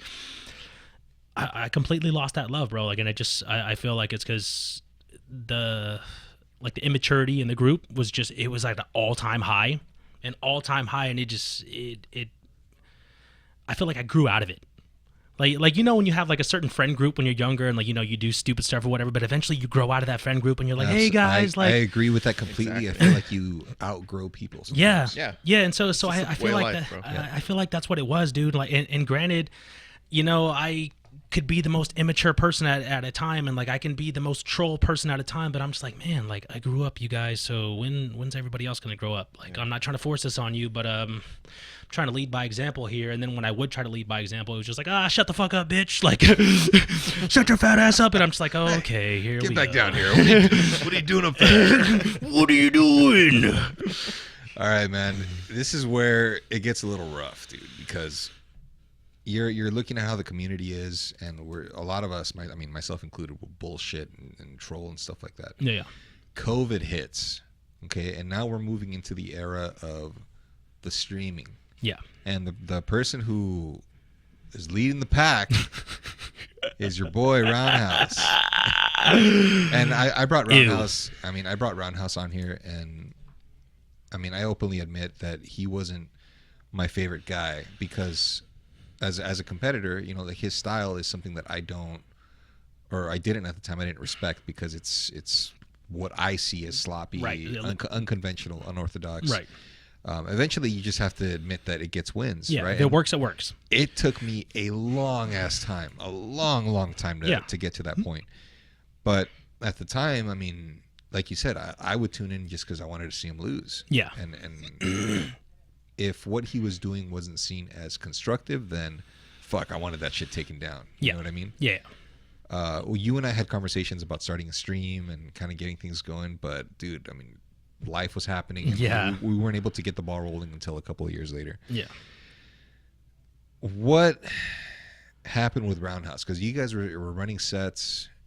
People still want to see that match happen, like, on the main stage. Yeah. People are still talking about it. Tell us about your evolution with Roundhouse. So, like, during the whole COVID time, like, I know I took like a hiatus, but like, before I had took that little hiatus and pretty much stopped playing, I felt like I was at my peak. Like I felt like I was literally at my best. And I only say that because like it was to the point where everybody that I played, and granted, like, you know, it was online, so discredit that if you want to, but like everybody that I played, like besides you, because like we hardly played at that time, you know, we weren't on like the best of terms, whatever. You were going through stuff, I was going through stuff, but I remember like I would play Rob, Telly, Crizzle, Pasadena, Cachorro, Pollo, like anybody worth noticing or anybody worth mentioning, I would play them in sets, and they just weren't coming close to me, to be honest. Like my one-touch kill was literally one-touch kill. Like I wasn't missing anything. Well, before we go on, we have to remind our listeners that Combo Breaker 2019 in Chicago, there were 2 singles tournaments, right? Mm-hmm. One on Saturday, one on Sunday. Yeah. You ended up getting second place. Yeah, I beat. I think in that tournament, like I beat Andy Doom. I know I beat Sanford. I think I beat G-Con. Yeah. I think it might have been one other East Coast guy. I'm not sure. But yeah, I was on it, bro. Bro, I was fucking on it, and especially on the fact that I didn't have a Dreamcast to play at home. I literally just went over there and I just picked up a stick and I played on a Dreamcast stick. Yeah. I only played Xbox on pad, so like I was playing at a disadvantage being on Dreamcast. I was playing on a disadvantage just picking up random sticks because it was never one consistent stick. I was trying to use J-Trons, but then I remember like when I played Andy, he was like, "Oh, I got a match right now. I got to use my own sticks." I was like, "Fuck, man. Hey, Titus Pippins, let me use your fucking stick, bro. Like, hey, Rapple Ross, let me use your stick, if you don't mind." Dude, but you ended up getting second place that tournament, so you cannot be discredited. No, Yeah. I mean, that was a great. It was it's incredible. Yeah, it was World and I in grand finals. He hadn't touched the game in a long ass time, especially on DC, no less. Yeah. So Yeah. that alone is an accomplishment on its own. So nobody can discredit you as far as saying like, "Oh, you're only an Xbox player." Yeah. You can get it done on DC. There's no buts about it. So going back to the roundhouse thing. So yeah, like I feel like before I stopped, like before all the COVID, like I took that little hiatus, like I was on it. I was really fucking on it. And I remember, you know, Roundhouse was doing his streams or whatever. And I think I only played him because, like, my brother would watch the streams, you know, like, because my brother was just one of those little side bet fanatics, like, into fucking fiend, like, he was betting on every match. And he would have come to me and he's like, "Yo, Roundhouse is playing so-and-so, and he just beat him." Like, "Oh my God, how's he winning?" Like, you know, like the normal Roundhouse stuff that everyone says, like, "How's he beating this guy? How's he beating this guy? Like, you should play and you should beat him." And I'm just like, I'm not interested. Like, I'm really not interested. I don't, like, I don't. Because I'm not playing for me. Like I don't want this match like my brother wanted the match, just a side bet. And then it got to the point where like, I'm like, if I take this match, it's for everyone else's entertainment, not mine. Like I literally don't want it. So I played him the first set, and I think we only played for like $20 or something like that. Because you know, like we weren't like side betting or we weren't playing money match for anything crazy. It was typically like a $20 money match. At the most, I think $50. Yep. So we played like the first set, and I don't even remember what the scores were, but I know like overall, out of all the first of 10s we played, I think I'm up like 7-1, like during like our little online stint we were playing. Okay. And it was like, you know, we were playing, and it brought me a lot of joy to just like beat his fucking ass on his own stream, and especially just because like. I didn't care for Roundhouse, but also at the same time, like I didn't care for the majority of the people in his stream that constantly like hyped him up or gassed him up or just kept like egging on his bullshit. So I'm just like, in a sense, I get to shut Roundhouse the fuck up, but I also get to shut up like this person and this person and this person and this person. So annoying. And then it was also nice because I'm like, I get to take Roundhouse's money and my brother gets to take their money, so it's like a win for both of us. And I'm just like, fuck yeah, like it's an all around win, like hell yeah. Yep.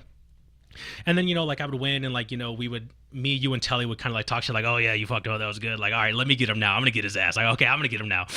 So, you know, it was fun. Like, I kind of got a little bit of fun out of that. But then when it instantly turned unfun again was when Roundhouse just started being Roundhouse. Like, I remember, I think I'd beat him one of the sets, and he hit me with a little grimy tactic, like, "Oh, let me get a run back." And I'm like, "Dude, I gotta leave. I can't be here to play another 45 minutes." He's like, "Oh, well, I'm not gonna pay you."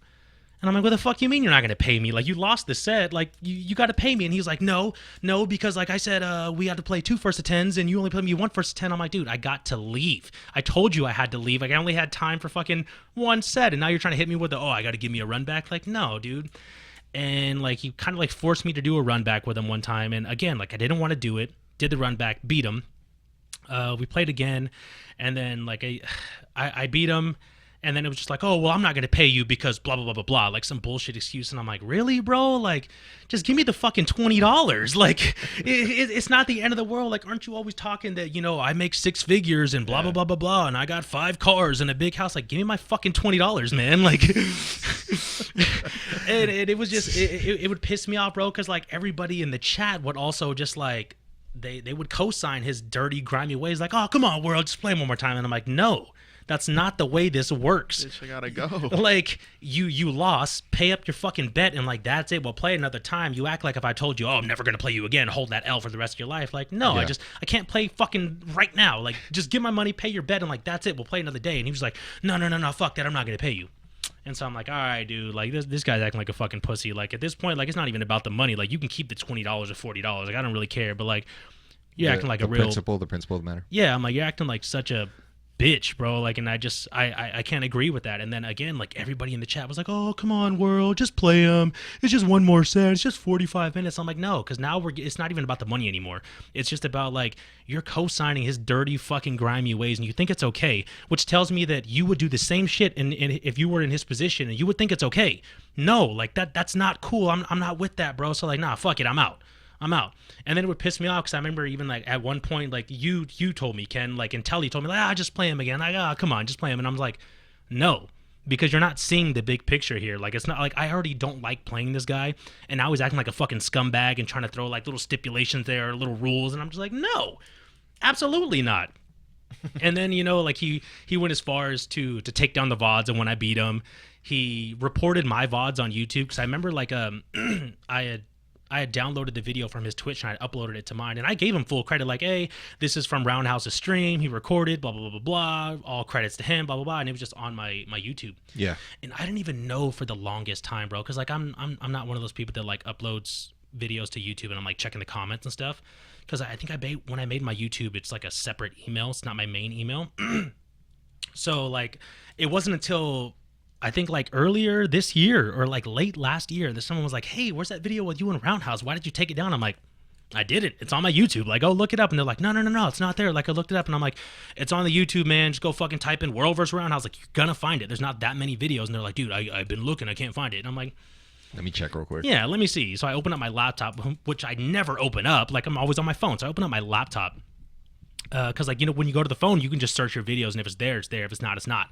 But I opened up my laptop, and I went to YouTube, and I went to my little account, and then it, like, gave me a little email, like, oh, this video has been taken down for copyright infringement. And I'm like, what? And then, like, when I kept scrolling, there was, like, 4 other ones of those, like, the same thing. And I'm like, what the fuck? Really? Yeah. So, like, he reported any video that I had of him playing against him. And like I said, there was, like, 7 or 8 sets, because I was up 7-1 in first of 10s. He reported them all. Took them all down. And then it just goes back to, I'm just like, really, bro? Like, this is your guys' champion? Like, this is your guy who you expect to revive the game and, pick it up and make it hype? Like, he does this type of pussy shit and everyone's okay with it? And then I called him out and he was just like, oh, well, it was my video. Oh, well, I could do what I want with it. Oh, I didn't do that.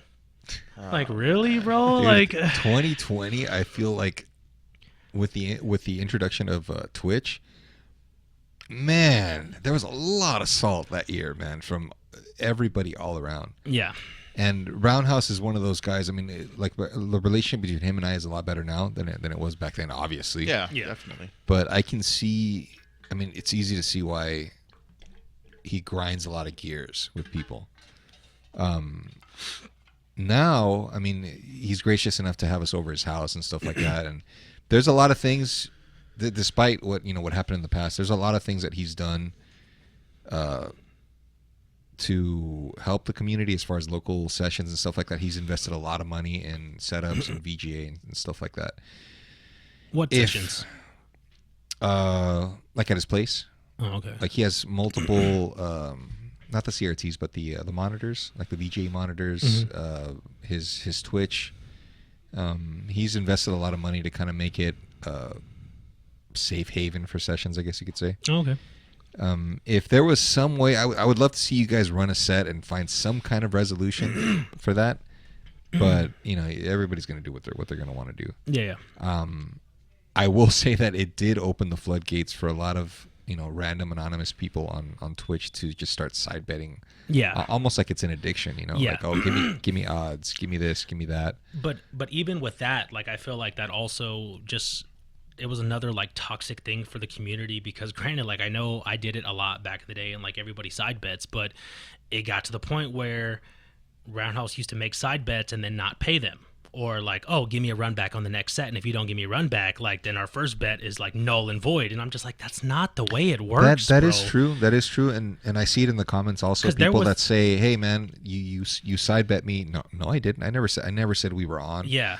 And it just leads to more friction, especially when money's I remember involved. like one of the big things used to be, and I remember this with like Eric Summers, because it would be like, oh, Khaos and Roundhouse are playing. Okay, I like Khaos. Okay, like bet.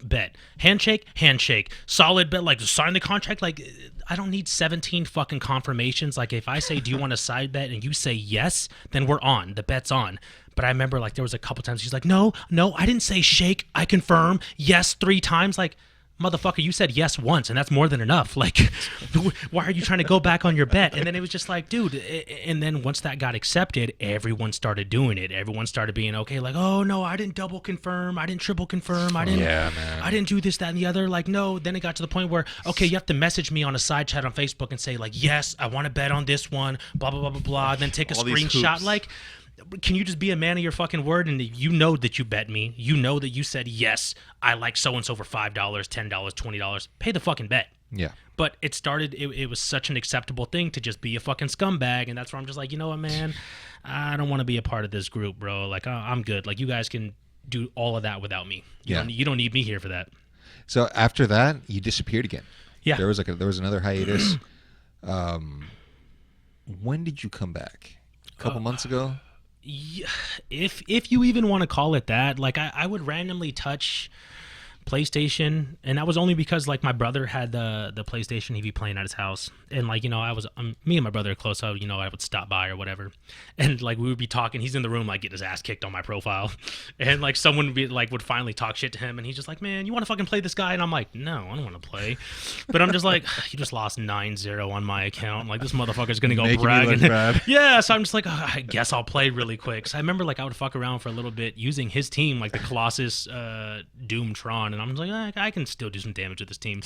And so like, I used to fuck people up like just discreetly using that team, and then it was kind of fun a little bit that people didn't know it was me, and then they just kind of use a different character.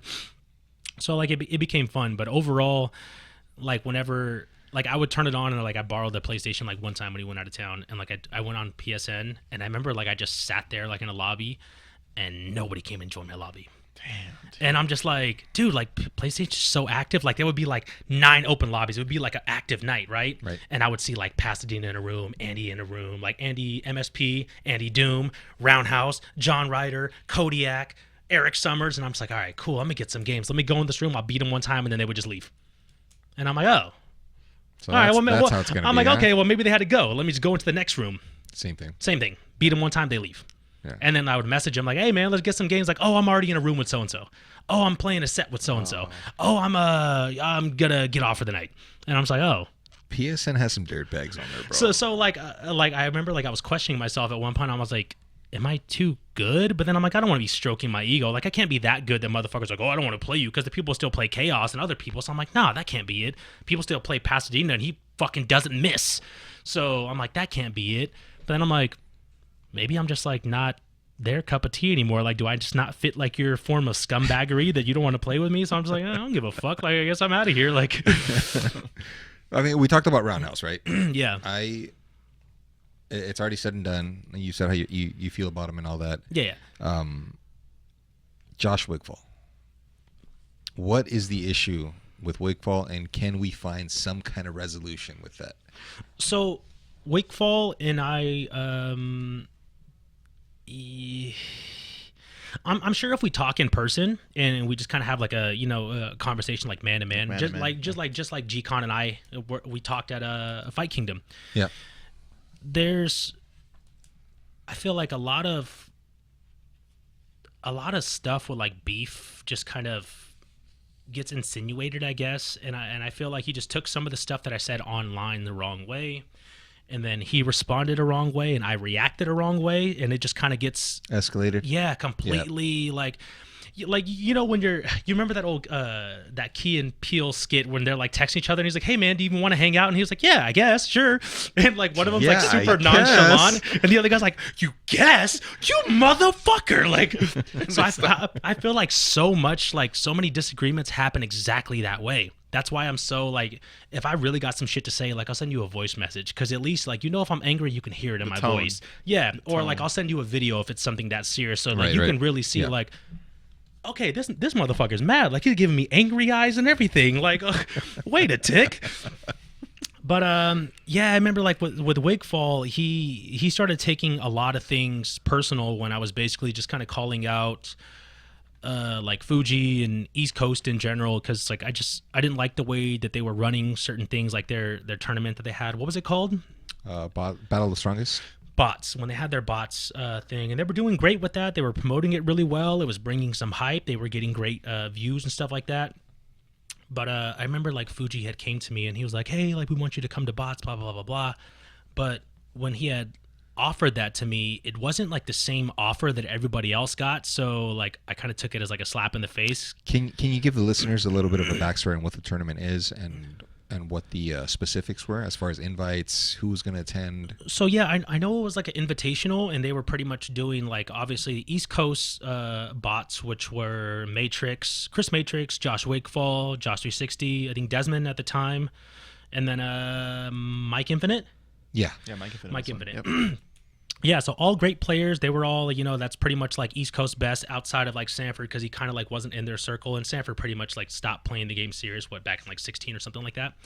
So like that was their East Coast crew. They were consistent, and it was pretty much just like, all right, well, we want to bring out, you know, West Coast best to come out and play our best. So I know they had offered to bring out a couple of people, like I think Roundhouse was one of the first, because obviously like he was the most hype, he was the most known, everybody was like, oh fuck yeah, that was kind of like the star, right? Like he was the guy in the spotlight, so we got to have him, right? He's going to bring more viewers. So I totally get that. I think they had asked Pasadena Daryl, and he had turned it down for whatever reason. I know they had asked Locke, and I think Bill Wellman, I think Potter went there, Surbot ended up going there. Yeah. But I know when they were offering them or asking them to come out, it was pretty much just like, hey, like we'll pretty much, you know, like we'll pay half of your flight or just buy your flight outright for you, like whatever the case may be. You know, we'll put you in a room. I don't know if they all stayed in the same Airbnb or if they got them separate rooms or whatever. But they, you know, the East Coast pretty much took care of these guys, like bringing them out, flying them out, putting them in a, you know, in a room, and, you know, made sure they got part of the Matcherino, because the Matcherino, like they were getting like donations from all the streams, and they split that equally between all the players, and I'm assuming like the production team and whoever else like put it together. I think like one of the first bots tournament, it had brought in a good amount of money from the Matcherino. I want to say like yeah, I remember this. I want to say a couple grand, something like that. couple racks, yeah. Yeah. And this is just like straight donations. This isn't talking about like the tourney money that they had. And I think, what was the entry fee for those tournaments? Like a $250, some shit like that? Yeah. It was like a high rollers tournament in a sense. It was. Yep. So on top of the fact that like if you won that tournament, you know, like you were going to win a good chunk of change, they were splitting up that Matcherino between everybody. So whether you won or lost, like you were getting, a size of it. You were going to get like, you know, $250, like between $250 to like $500, whatever it was. I had seen that, and I remember when Fuji had came to me and he was like, yo, World, you want to come and be part of it, blah blah blah. And this is still when I'm just like, I'm not really interested in the game, man. So like there's really got to be an incentive for me, because like I don't find joy in like playing this game like that. Like I don't. So like the way that I look at this game right now is it's a job. Like, so if I got to go somewhere and work, I better get paid. Like, you don't work for free, right? You don't go to work and you don't work for free, right? So if this is a job for me and it's a chore for me, like I want to be compensated. Compensated. Exactly. Yep. And so like at the time, like Fuji was like, yeah, that's not going to happen. Like, we're not going to compensate you. Like, we're just inviting you to come out, and pretty much like you should just be grateful that we're inviting you out. And I'm like, well, no, like have your event without me. Like, sounds like you guys got it covered. I don't need to be there. Like, if you're not going to pay me, I'm not going to be there. So he was like, okay, cool, whatever. I guess he had went back and was like, he was telling the guys, like all the East Coast guys, and I don't know if this was like the initial thing. Like I'm assuming, because when I was talking to Jason, the story, like he had one story and I had a complete different story. And so obviously like the story that I had is I'm like, look, when Fuji came to me, there was no offer of paying for my flight. There was no offer of paying for my hotel. There was none of that. It was basically just, hey, we want to extend the invite, come over. That's what it was. And I told him, no, not unless you're going to put me in a room, pay for my flight. Like, no. But what Fuji went back and told G-Con, because this is what he told me, he was like, nah, Fuji said that he offered to pay for your flight, pay for your room, but then you were on like some diva shit and you were like, nah, it's got to be like this type of flight. I want this type of room because I'm bringing someone with me. And I'm like, what? And I remember like I'm talking, like Jason's telling me this and he's like, yeah, this is what Fuji said. And I had like the dumbest fucking look on my face, bro. And I'm like, you see this look on my face right now? You see this stupid fucking curious look on my face? It's because like everything you're saying is brand new to me. Like it's the first I've ever heard of it. And so he kind of starts laughing, and like me, Jason, and Josh, like we're all kind of like having like a little laugh at the bar. And I'm like, I'll tell you what, man, like it sounds like, you know, fucking we're playing a game of telephone here, and like you got a complete different story than what I had. Right. And what I'm telling you is what actually fucking happened from my end. So maybe you need to go. Yeah, I'm like, so maybe you need to go back and talk to your boy and like get facts straight, because yeah, I'm like, but everything that I was saying, because, you know, like I made a video. I went on Facebook live in the group, and I was talking some shit, but it was facts. Like it wasn't just me on there like just talking shit. Like I was just talking actual facts. Like I had receipts from messages, like you name it. And like all the shit that I was coming out and saying, like Fuji was in there like, no, that's wrong, that's false, that's blah, blah, blah. I'm like, why would I get on here live and be a fucking liar? Like I literally have receipts of this stuff, bro. And like I think Mike Infinite was the only other like East Coast person in there. I think Desmond like made a couple of comments and they're like, oh no, that's false, that's blah blah blah blah blah. Because after everything like fell through and like Fuji didn't want to pay for my flight, didn't want to pay for the room, I told him the only way that I would come out there, because keep in mind, this is when I still felt like I was on my shit. Like I was fucking nice. Top notch. I was fucking nice. And especially on top of the fact that when I went to Combo Breaker and I played all those guys, I beat them all in Combo Breaker on DC. True. And I asked to play them all in money matches, and they were all afraid to play me money matches right there and then. So like that just boosted my confidence a little bit more. And I'm like, I know they were scared to play me now. I only got a little bit better. Like you can't practice against my team. The best you can do is play against Josh, and he doesn't play Iron Man on point. He doesn't play Team Elan. So like you have no practice against me. Like I feel confident in this. So I remember telling Fuji, like, look, I'll go out there if all your guys are willing to play me for $500. First attempt for $500. That's so fucking put it down, fucking man. G, bro. Yeah. And again, like this was just me going out there by myself. You weren't gonna be with me. I didn't have no backup. I didn't have no homies. I was just going out there like, fuck it, bro. Like, take them all on. Yeah, like I'll fucking body these dudes in their basement. Like I don't care. Like let's run that shit. I'm confident that you can talk all the shit you want, and it's not gonna be enough to scare me. It's not gonna be enough to, you know, change my game. I'm confident. Yeah. Keep in mind, I have receipts of this. Fuji came back and was like, yeah, no, the guys don't want to play for that much money. It's not going to happen. And I'm like, dude, why would, like, the flight alone is going to cost me like $650, not even counting like baggage fees or whatever. So probably, let's say another $50. I'm like, and then my room, another $600 if I'm going to be out there for fucking 4 days. And then, you know, food while I'm out there, transportation, probably another $300-$400. I'm like, so I'm looking at close to probably like $1,500 that I'm out of my pocket. Why would I spend all that money just to go play casuals with you guys? You have to make this fucking interesting for me. So if nobody wants to play me for money, I'm like, even if I were to win all 5 of these money matches, which I'm confident that I will, I'm like, I'm only going to come out on top $900. There's really no incentive for me. You're like, come still on. under. Yeah, I'm like, come on, man. Like, let's be honest here. Like, I'm risking. I have all the risk here. I'm coming to your backyard. I'm playing you to get you views. And then I was like, you know what? Fine. All right. Ask everybody if they'll at least play me for $300. Like that, 3, 6, 9, 12, $1,500. That'll at least cover everything, and I'll pretty much break even. He's like, all right, let me get back with the guys and talk to them. Nah, they said they can't do $300. I'm like, are you fucking kidding me, bro? Like, what? Aren't they all in the high roller tournament? The entry fee alone is $250. I'm like, all right, tell you what, let me inside the top. Let me inside the tournament. And he was like, no, we already have the tournament. Like the bracket made up, like we can't let you in the tournament. I'm like, where is the incentive for me to come and play? If I can't, I'm like, all right, then give me a part of the match arena bonus, like a good part of it. And he's like, nah, we can't do that. Why would I come to your event? Like nothing, make it make sense, my boy. Like nothing is making sense here. So he ends up coming back to me, and, you know, because I keep pushing the fact, I'm like, you know, your guys are being pussies. They're talking all the shit that they're good. They can beat me. I suck, blah, blah, blah. So put your money where your mouth is. Like, play me for this money. And he comes back and he's like, all right, everybody said they'll play you for $100 and Desmond will play you for $50.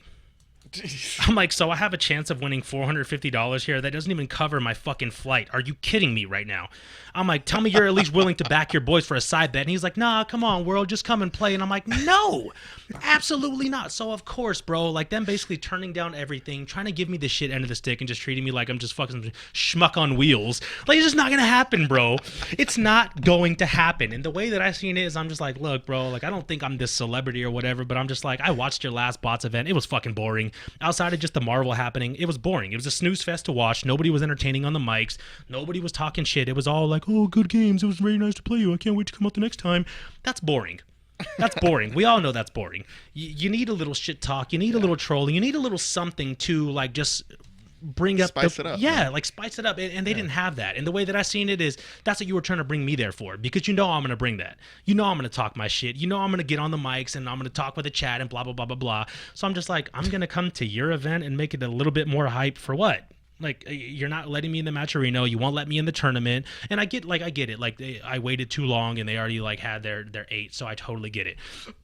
But if you want me to come and hype your event up, like, make fucking wiggle room. Like, make something happen. Nothing's set in stone here. This isn't fucking the NFL. Like, you can squeeze me in there if you wanted to. Like, you could have made something happen. You could have easily asked one of the other guys, like, hey man, would you mind just taking a side? Let World get in here. We'll still take care of you. Whatever. Like, you could have made something happen. But the fact of the matter is, they didn't. So of course, like, I went on Facebook and I called them out. Like, my live video, like, and it's still on the Facebook group. Was this before or after the event? I think it was before. Because one of the hot topics that came after that was your view on the payout. Yeah. Because nowadays everything is split up between the players, but also the production team, yes, the people that are running the stream. Yes. So what did you think of that, and what were your issues with that? I remember talking to some of the players that were involved in the first bots tournament. And I was asking them, like, hey, man, like, what'd you guys end up getting for that, if you don't mind me asking? Like, if you don't want to tell me, by all means, don't tell me. And they're like, oh, we got, like, $120, like, $150, whatever it was. Like, just in the way that I'm like, maybe I'm just really bad at math. But, if you guys got $1,800 in, like, donations, there was 8 people in the tournament. And then you maybe had like 3 guys in the production, so 11 divided by 1,800. Like, you should have got like a little bit more than that. Like, plus like other shit and like the splitting the pot. I'm like, there should have been a little bit more. And so I remember like I asked everybody from like the West Coast, like, hey man, what was the payout? What did you get? Blah blah blah. And like just nothing seemed to be adding up. I had mentioned it to Fuji, and he was like, oh no, everybody got paid like X amount of money, and I'm just like, well, again, you're kind of telling me a different story, because you're saying like, oh, everybody got like $400, but like meanwhile everyone's telling me they got like $100. So I'm like, what? That there's a big difference. Something's missing here. Yeah, I'm like, that's a big chunk of like, there's a big difference there. So like, what's going on? And of course, me being me, like I'm always gonna say the shit that everyone's afraid to say, or like everyone's scared to talk about. Speak up. But yeah. So I remember like just bringing that up, and again, like I think it was just, they felt like, oh, you're trying to shit on my name. You're trying to call me like a scumbag. You're trying to call me this. I'm like, I'm not trying to say anything. I'm just bringing up facts, and I'm asking you to clarify, and you don't want to clarify. Yeah, I do remember you guys going on live. Yeah. You and Fuji. And Yeah. I remember I was listening to it on my headphones, and I'm like, who the hell is talking? Because you guys both sound the same. A lot of people say that. Fuji and World sound exactly the same.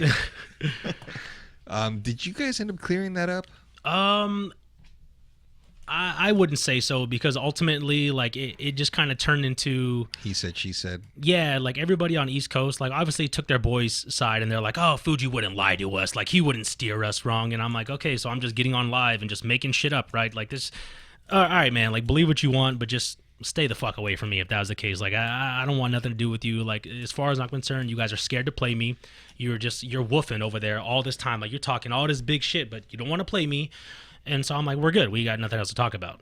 And, and this, not to cut you off, but this is another one of those things that at the time was still relatively new, because we were getting into the streaming and broadcasting Marvel 2. Yeah. But not only that, but not just getting the players compensated, but getting the production crew compensated. Yeah. So how you split it is subjective, right, to the people that are running it. Some people think that the production crew deserve more.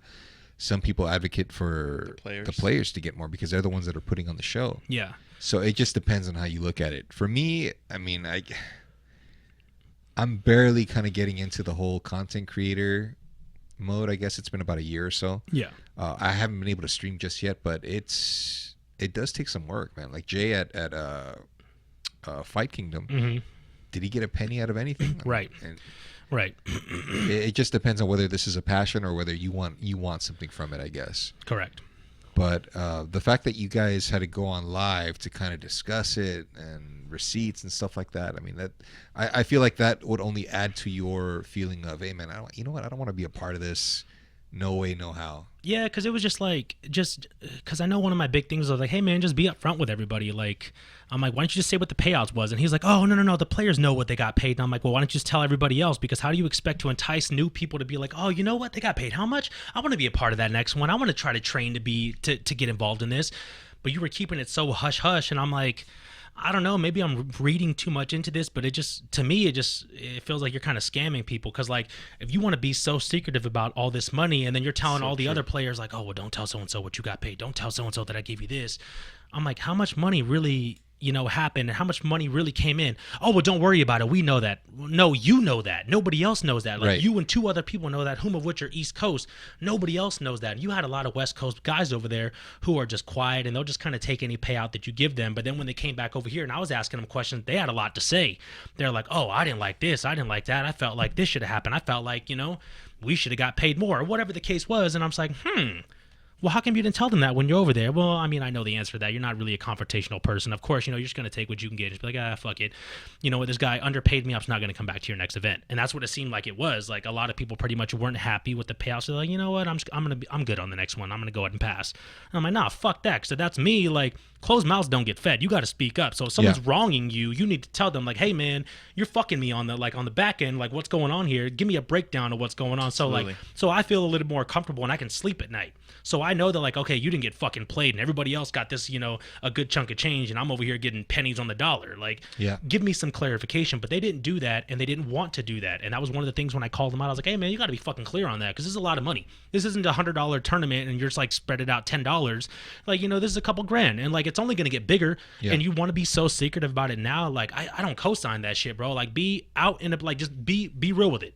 Maybe that's something that we can work on as content creators and the people that are running the streams is maybe a little bit more transparency when it comes to that. Absolutely.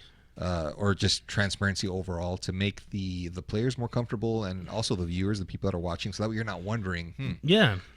It's always good to know what's at stake here, right? And how much each person is getting. I agree with you on that completely, 100%. Transparency goes a long way when it comes to this stuff. And the viewers can see that too. Yeah, the viewers can see it. There's no questions. There's no, what's going on here. Right. Everything is kind of out in the open. So I agree with you on that 100%. FightKingdom happened. We already know what went down, the experience that we had. Next, we have a couple events that are coming up. Reloaded 37. 37 Reloaded. Is coming up. Round two. It's a tournament in July. It's going to be in Riverside, California, guys. Do we know the dates? It's August. Is it in August? I want to say it's before Evo. July. So I think it's at like the last week of July, something like late July 22nd, 23rd, something like that. Guys, I'm going to post up the link in the comments. This tournament is being held on behalf of Mike Watson. He has a friend that's deathly ill, and the last request that he had was to see another tournament like this with retro games. So make sure that you guys show up to support if you're in the area. Definitely, it's going to be July 22nd through the 23rd, 2023 in Riverside. I'll post up the information in the link so you guys can go ahead and check that out. That shit is going to be hype. It's going to be hype. We're going to see a lot of exhibitions. There are a lot of money matches to be had. And we'll see if Spider-Man makes an appearance one more time. What's the big like exhibition that's going to happen there so far that we have confirmed? We're still trying to figure that out right now. But I know we have Roundhouse versus Roundhouse versus Smooth Viper. Yeah, that's going to run back. That's going to be a set that's going to definitely bring a lot of hype. They've played before. Back in 2018, I believe. Evo. 2018, and Roundhouse beat him in singles competition. Smooth Viper has since reignited the fire. He's reinvented himself. He's getting back to the old shape that he was in, and he's a beast right now. He's killing it with the next level tournaments over there in the East Coast. Yeah. So I want to see how they're going to fare up. I think they're doing first to 15. It better not be longer than that, but yeah, if it's first to 15, I'm okay with it. I think that's what I heard. Yeah, first to 15, because they're gonna play for a good amount, like a good chunk of change. Last I heard, it was gonna be 7.5K on each end.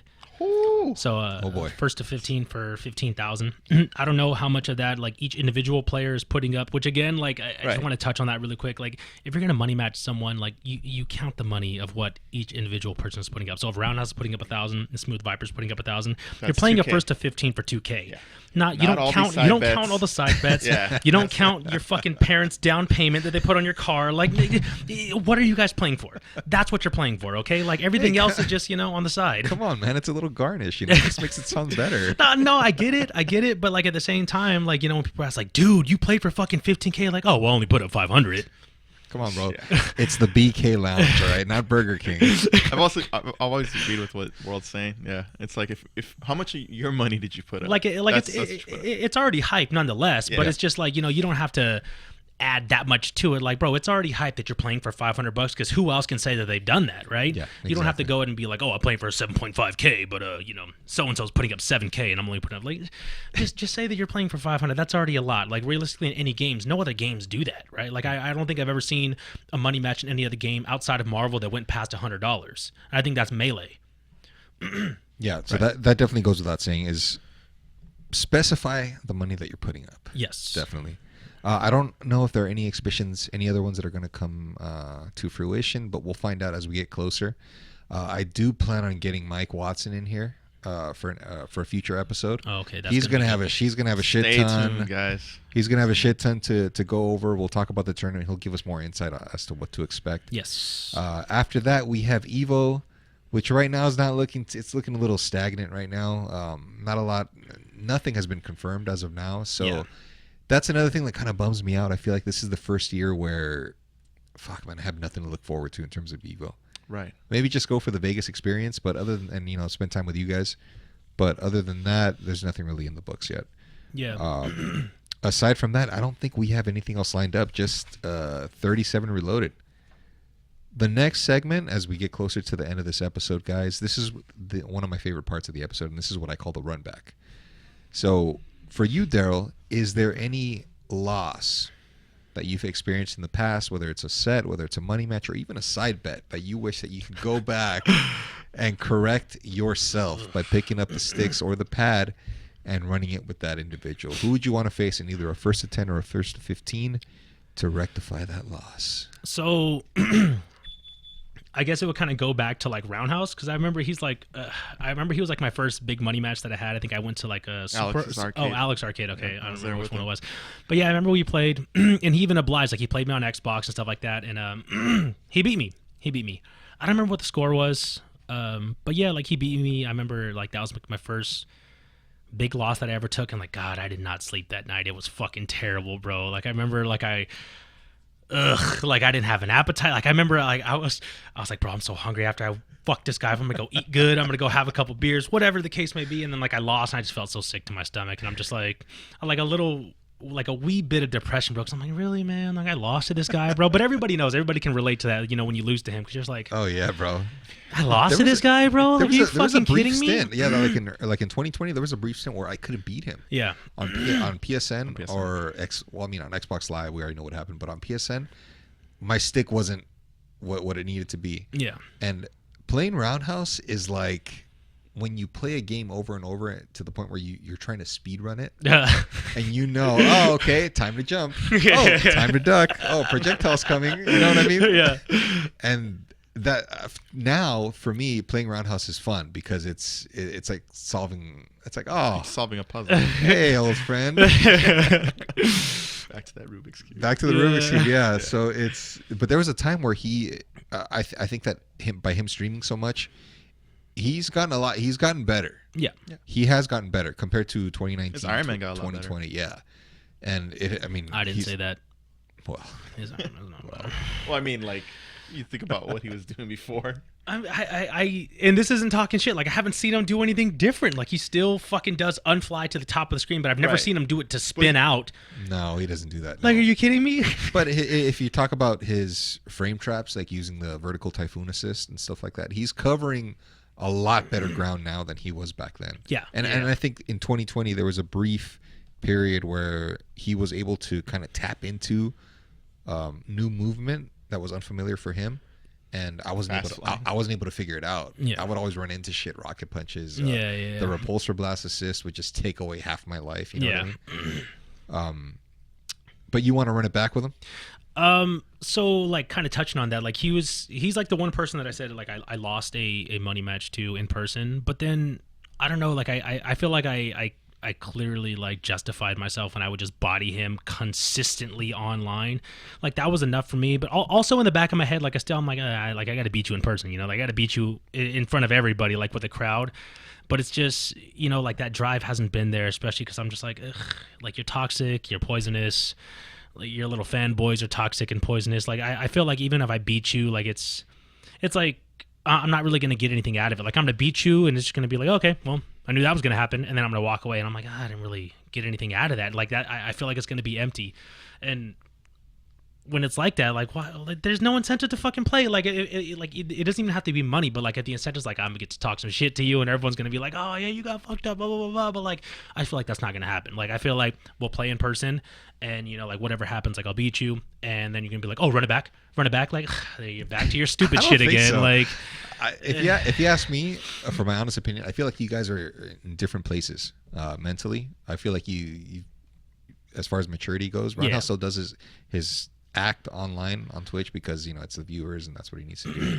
I think that if you guys had a conversation, just like people say that if Yipes and I were to have a conversation, if we just grabbed a beer or something like that and talked it out, that it would be different. If you guys did that and then ran the set. But so like kind of going to like, I've had conversations with Roundhouse in person because I remember like, I want to say like one of the first times like after he was kind of trolling me a lot, and I told him like, hey bro, like you're kind of taking this a little personal. You wouldn't say this shit to me in person, so like maybe just keep it down a little bit, like just dial that shit back. Like I'm all for the trolling, and I'm not telling you like, oh, you can't make a picture of me or blah blah blah blah, but like you starting to say some stupid shit, like I'll smack you in the fucking mouth if I see you, like, so watch your mouth. And I remember like when I seen him in person, like he would clearly avoid me or like not look at me or not say anything at me. And I went up to him like, hey bro, like, do we got a fucking problem? Like what's really good? Let's talk about it. And he's like, no, like, you know, I'm trolling. I'm like, okay, me too. But like, I feel like some of the shit you say, like you're really talking at me, like, you know, just like, you're talking kind of crazy. Like I just want to confirm that like you really don't mean the shit that you're saying, right? And he was like, oh no, not at all. I'm like, okay, bet. All right, so we're cool. Then I'm gonna just leave that shit alone. Like, yeah. But yeah, so like when you say like you feel like he matured a little bit, I don't feel that way. Like, cause I feel like, you know, I still watch him and because all you see is all you have to go off of are the Twitch streams. Yeah. And granted, like I'm not tuning into those, but it's just like it's hard for me to believe that you really change when I see that I see how you act out on your stream for people, and it just reminds me of myself when I was back in school. I'm like, you're still the class clown, and you get so much joy out of being the class clown, and you just haven't realized that like that doesn't get you anywhere. Like, yeah, it's funny and you get people to laugh, but like when you lose, just you lose. Nobody else loses. When you get in trouble, it's just you getting in trouble, not anybody else. And like when you take those L's, it's just you. And then when you win, it's just like, oh yeah, you won. But like he hasn't realized that yet. I'm like, damn, like I realized this back in my freshman year. I remember being the class clown all the fucking time and making everybody laugh. And I just thought it was so funny. You know, it makes you feel good. And then it's like, Daryl, go to the office. And I'm like, oh shit, I'm about to get suspended. Oh fuck, like I'm oh god, I am really behind right now in school. Like I should probably get my shit together. And I just feel like he hasn't hit that yet, which is it's a little crazy to me. But I mean, to each their own. That's why I kind of stay away. Like, look, man, who the fuck am I to tell you like grow up or act like better or do whatever? Like I'm nobody, man. Like I can't tell you to do whatever that, but I can choose who I want to be around and if I want to encourage that or, you know, entice that, and I don't. Well, I guess we'll just put that on the back burner. I did my best, guys.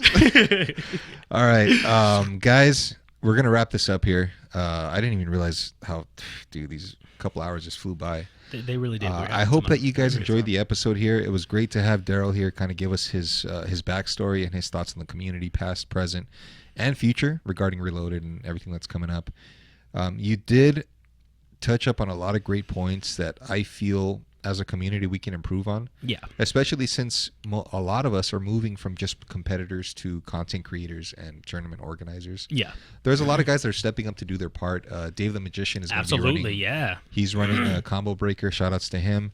And this is all just experience that he's going to be able to add to his resume. You know what I mean? Mm-hmm. And I think that if a lot of us took that leap to put on different hats and try streaming or try to organize a tournament or something like that, we'd get a better perspective on what it takes to make this happen. Or I'd say even to just to like try and help out like a newcomer, like pick up a fucking, just grab one of these guys and take them under your wing and try to help them out. Like just being a mentor will kind of help you go a lot further, and it's going to help expand the game and just make the game grow. Because I mean, just we've all seen the numbers in Marvel. It just keeps declining every single year. Like it's just getting smaller and smaller and smaller. Like the community is more and more niche.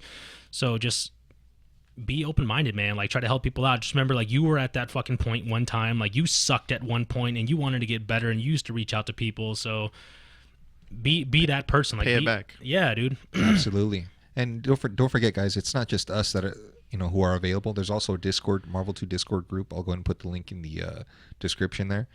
And get in there because there are a lot of resources to take advantage of. We don't want you guys to run away.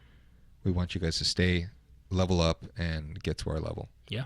I mean, not my level. Nobody's gonna get to my level. I mean, like, because like we're only gonna get better if my competition gets better, and if my competition stays where it's at, then I'm like realistically, I'm just not gonna level up. I mean, I might, but like just fucking these little tiny steps. But I want to take a big step, and like move forward, not these little micro steps. Yeah, remember, steel sharpens steel. That's just the way it works. Right. Daryl, any final thoughts? Any shout outs that you want to give? Any recommendations? Any advice for the new community? Take it away, brother. Just first and foremost, I just want to thank you guys for having me on the podcast. I've had a great time here. Huge shout outs to my boy Math, because I feel like we were talking about like Roundhouse kind of keeping the community alive. Math is also one of those people of which I feel like has been keeping the community alive. He hosts a ton of sessions, events, and he literally just has an open house. Like it's not like, oh, you got to be my friend to come over. Like he has fucking randoms at times. So from the stream, they're like, hey, I live in the area. Can I come by? And he's like, yeah, dude, pick them up. Like, so like huge shout outs to my boy, bro. And then also to Mike Watson for like holding down. He's going to throw the 37 Reloaded again. Sure. I'm very, very much looking forward to that tournament. Like that was honestly the only tournament this year that I was looking forward to. And then I went to FightKingdom and I was like, dude, this is fucking amazing. Like that kind of almost, I don't want to say it fully reignited my flame, but like it really got me like interested in the Marvel community again and wanting to show up to events, because the last couple events I went to, I'm like, that's boring. I'm not going to come to the next one. 100% don't ask me. Like I'll tell you right now, no, I'm not going to come. But last time I went to 37 Reloaded, we had an amazing time. We had Ray versus Sanford. I know that was a big one. I would love to see those guys on the fucking stage again. Always said that, man. I've been wanting to see that. Hell yeah. I know I've talked to Spartan a lot, and he's like, oh, I'm not sure if I'm going to go. And I know obviously he hasn't played the game seriously in a while. And then same thing with Sanford, but like we would just love to see that. And I'm a huge, like, as much as you guys want to see me versus Roundhouse, I think I want to see like Sanford versus fucking Ray. So maybe we might put something out there. Like if those guys are willing to play, like maybe I'll be willing to play Roundhouse. Like that would be pretty fun. Maybe we can get Sanford versus Roundhouse. I mean, well, that would still be fun regardless. I think Sanford will mop the floor with them. But like, yeah, that would be awesome. I'm really looking forward to 37. I think that's going to be the biggest tournament of the year outside of like Evo. I just don't see it being that big. Out of everyone that I've talked to and everyone that I kind of like keep in touch with, they ask me about it and I'm like, I'm not going to go. And they're like, yeah, I don't think so either. So it's seeming to me like Reloaded is going to be the tournament to be at. I just really hope that East Coast can make it out. Like just all bullshit aside, all anything aside, because like obviously it's just gonna bring more hype. Like if you guys are at the event, it's just gonna bring more hype, because I feel like if it's just West Coast there, like we already know what that looks like, but just we want some want some of you guys too. So just come out, show out, and like let's just have a good fucking time. And then like that's what's gonna just keep it growing. That's what it's all about, man. Having a great time, keeping it constructive, and continuing to play this game. Absolutely. Fucking love it, man. There's nothing like it. I don't think there's ever going to be anything like it. No. Seriously. Never been, man. Yeah. All right, guys. Thank you for tuning in. Hopefully you guys stuck with us this whole time. I'm gonna try to keep the podcast more consistent. We're gonna have more guests. I have Mike Watson on the back burner. Yeah. And a couple of more surprise guests that are coming soon. So yeah, guys, leave your comments in the section there, and that way we can see what other guests we can put forward. Daryl, thank you for being here with us, man. It was a great time. Absolutely. Got Thanks some for having me. fire stories, man. And yeah, just watch out for that. And 37 Reload is coming, guys. It's gonna be fucking hype. Be sure Stay to be tuned, there. guys. Take care of yourselves and stay mashing. Peace out. Later, boys. Late.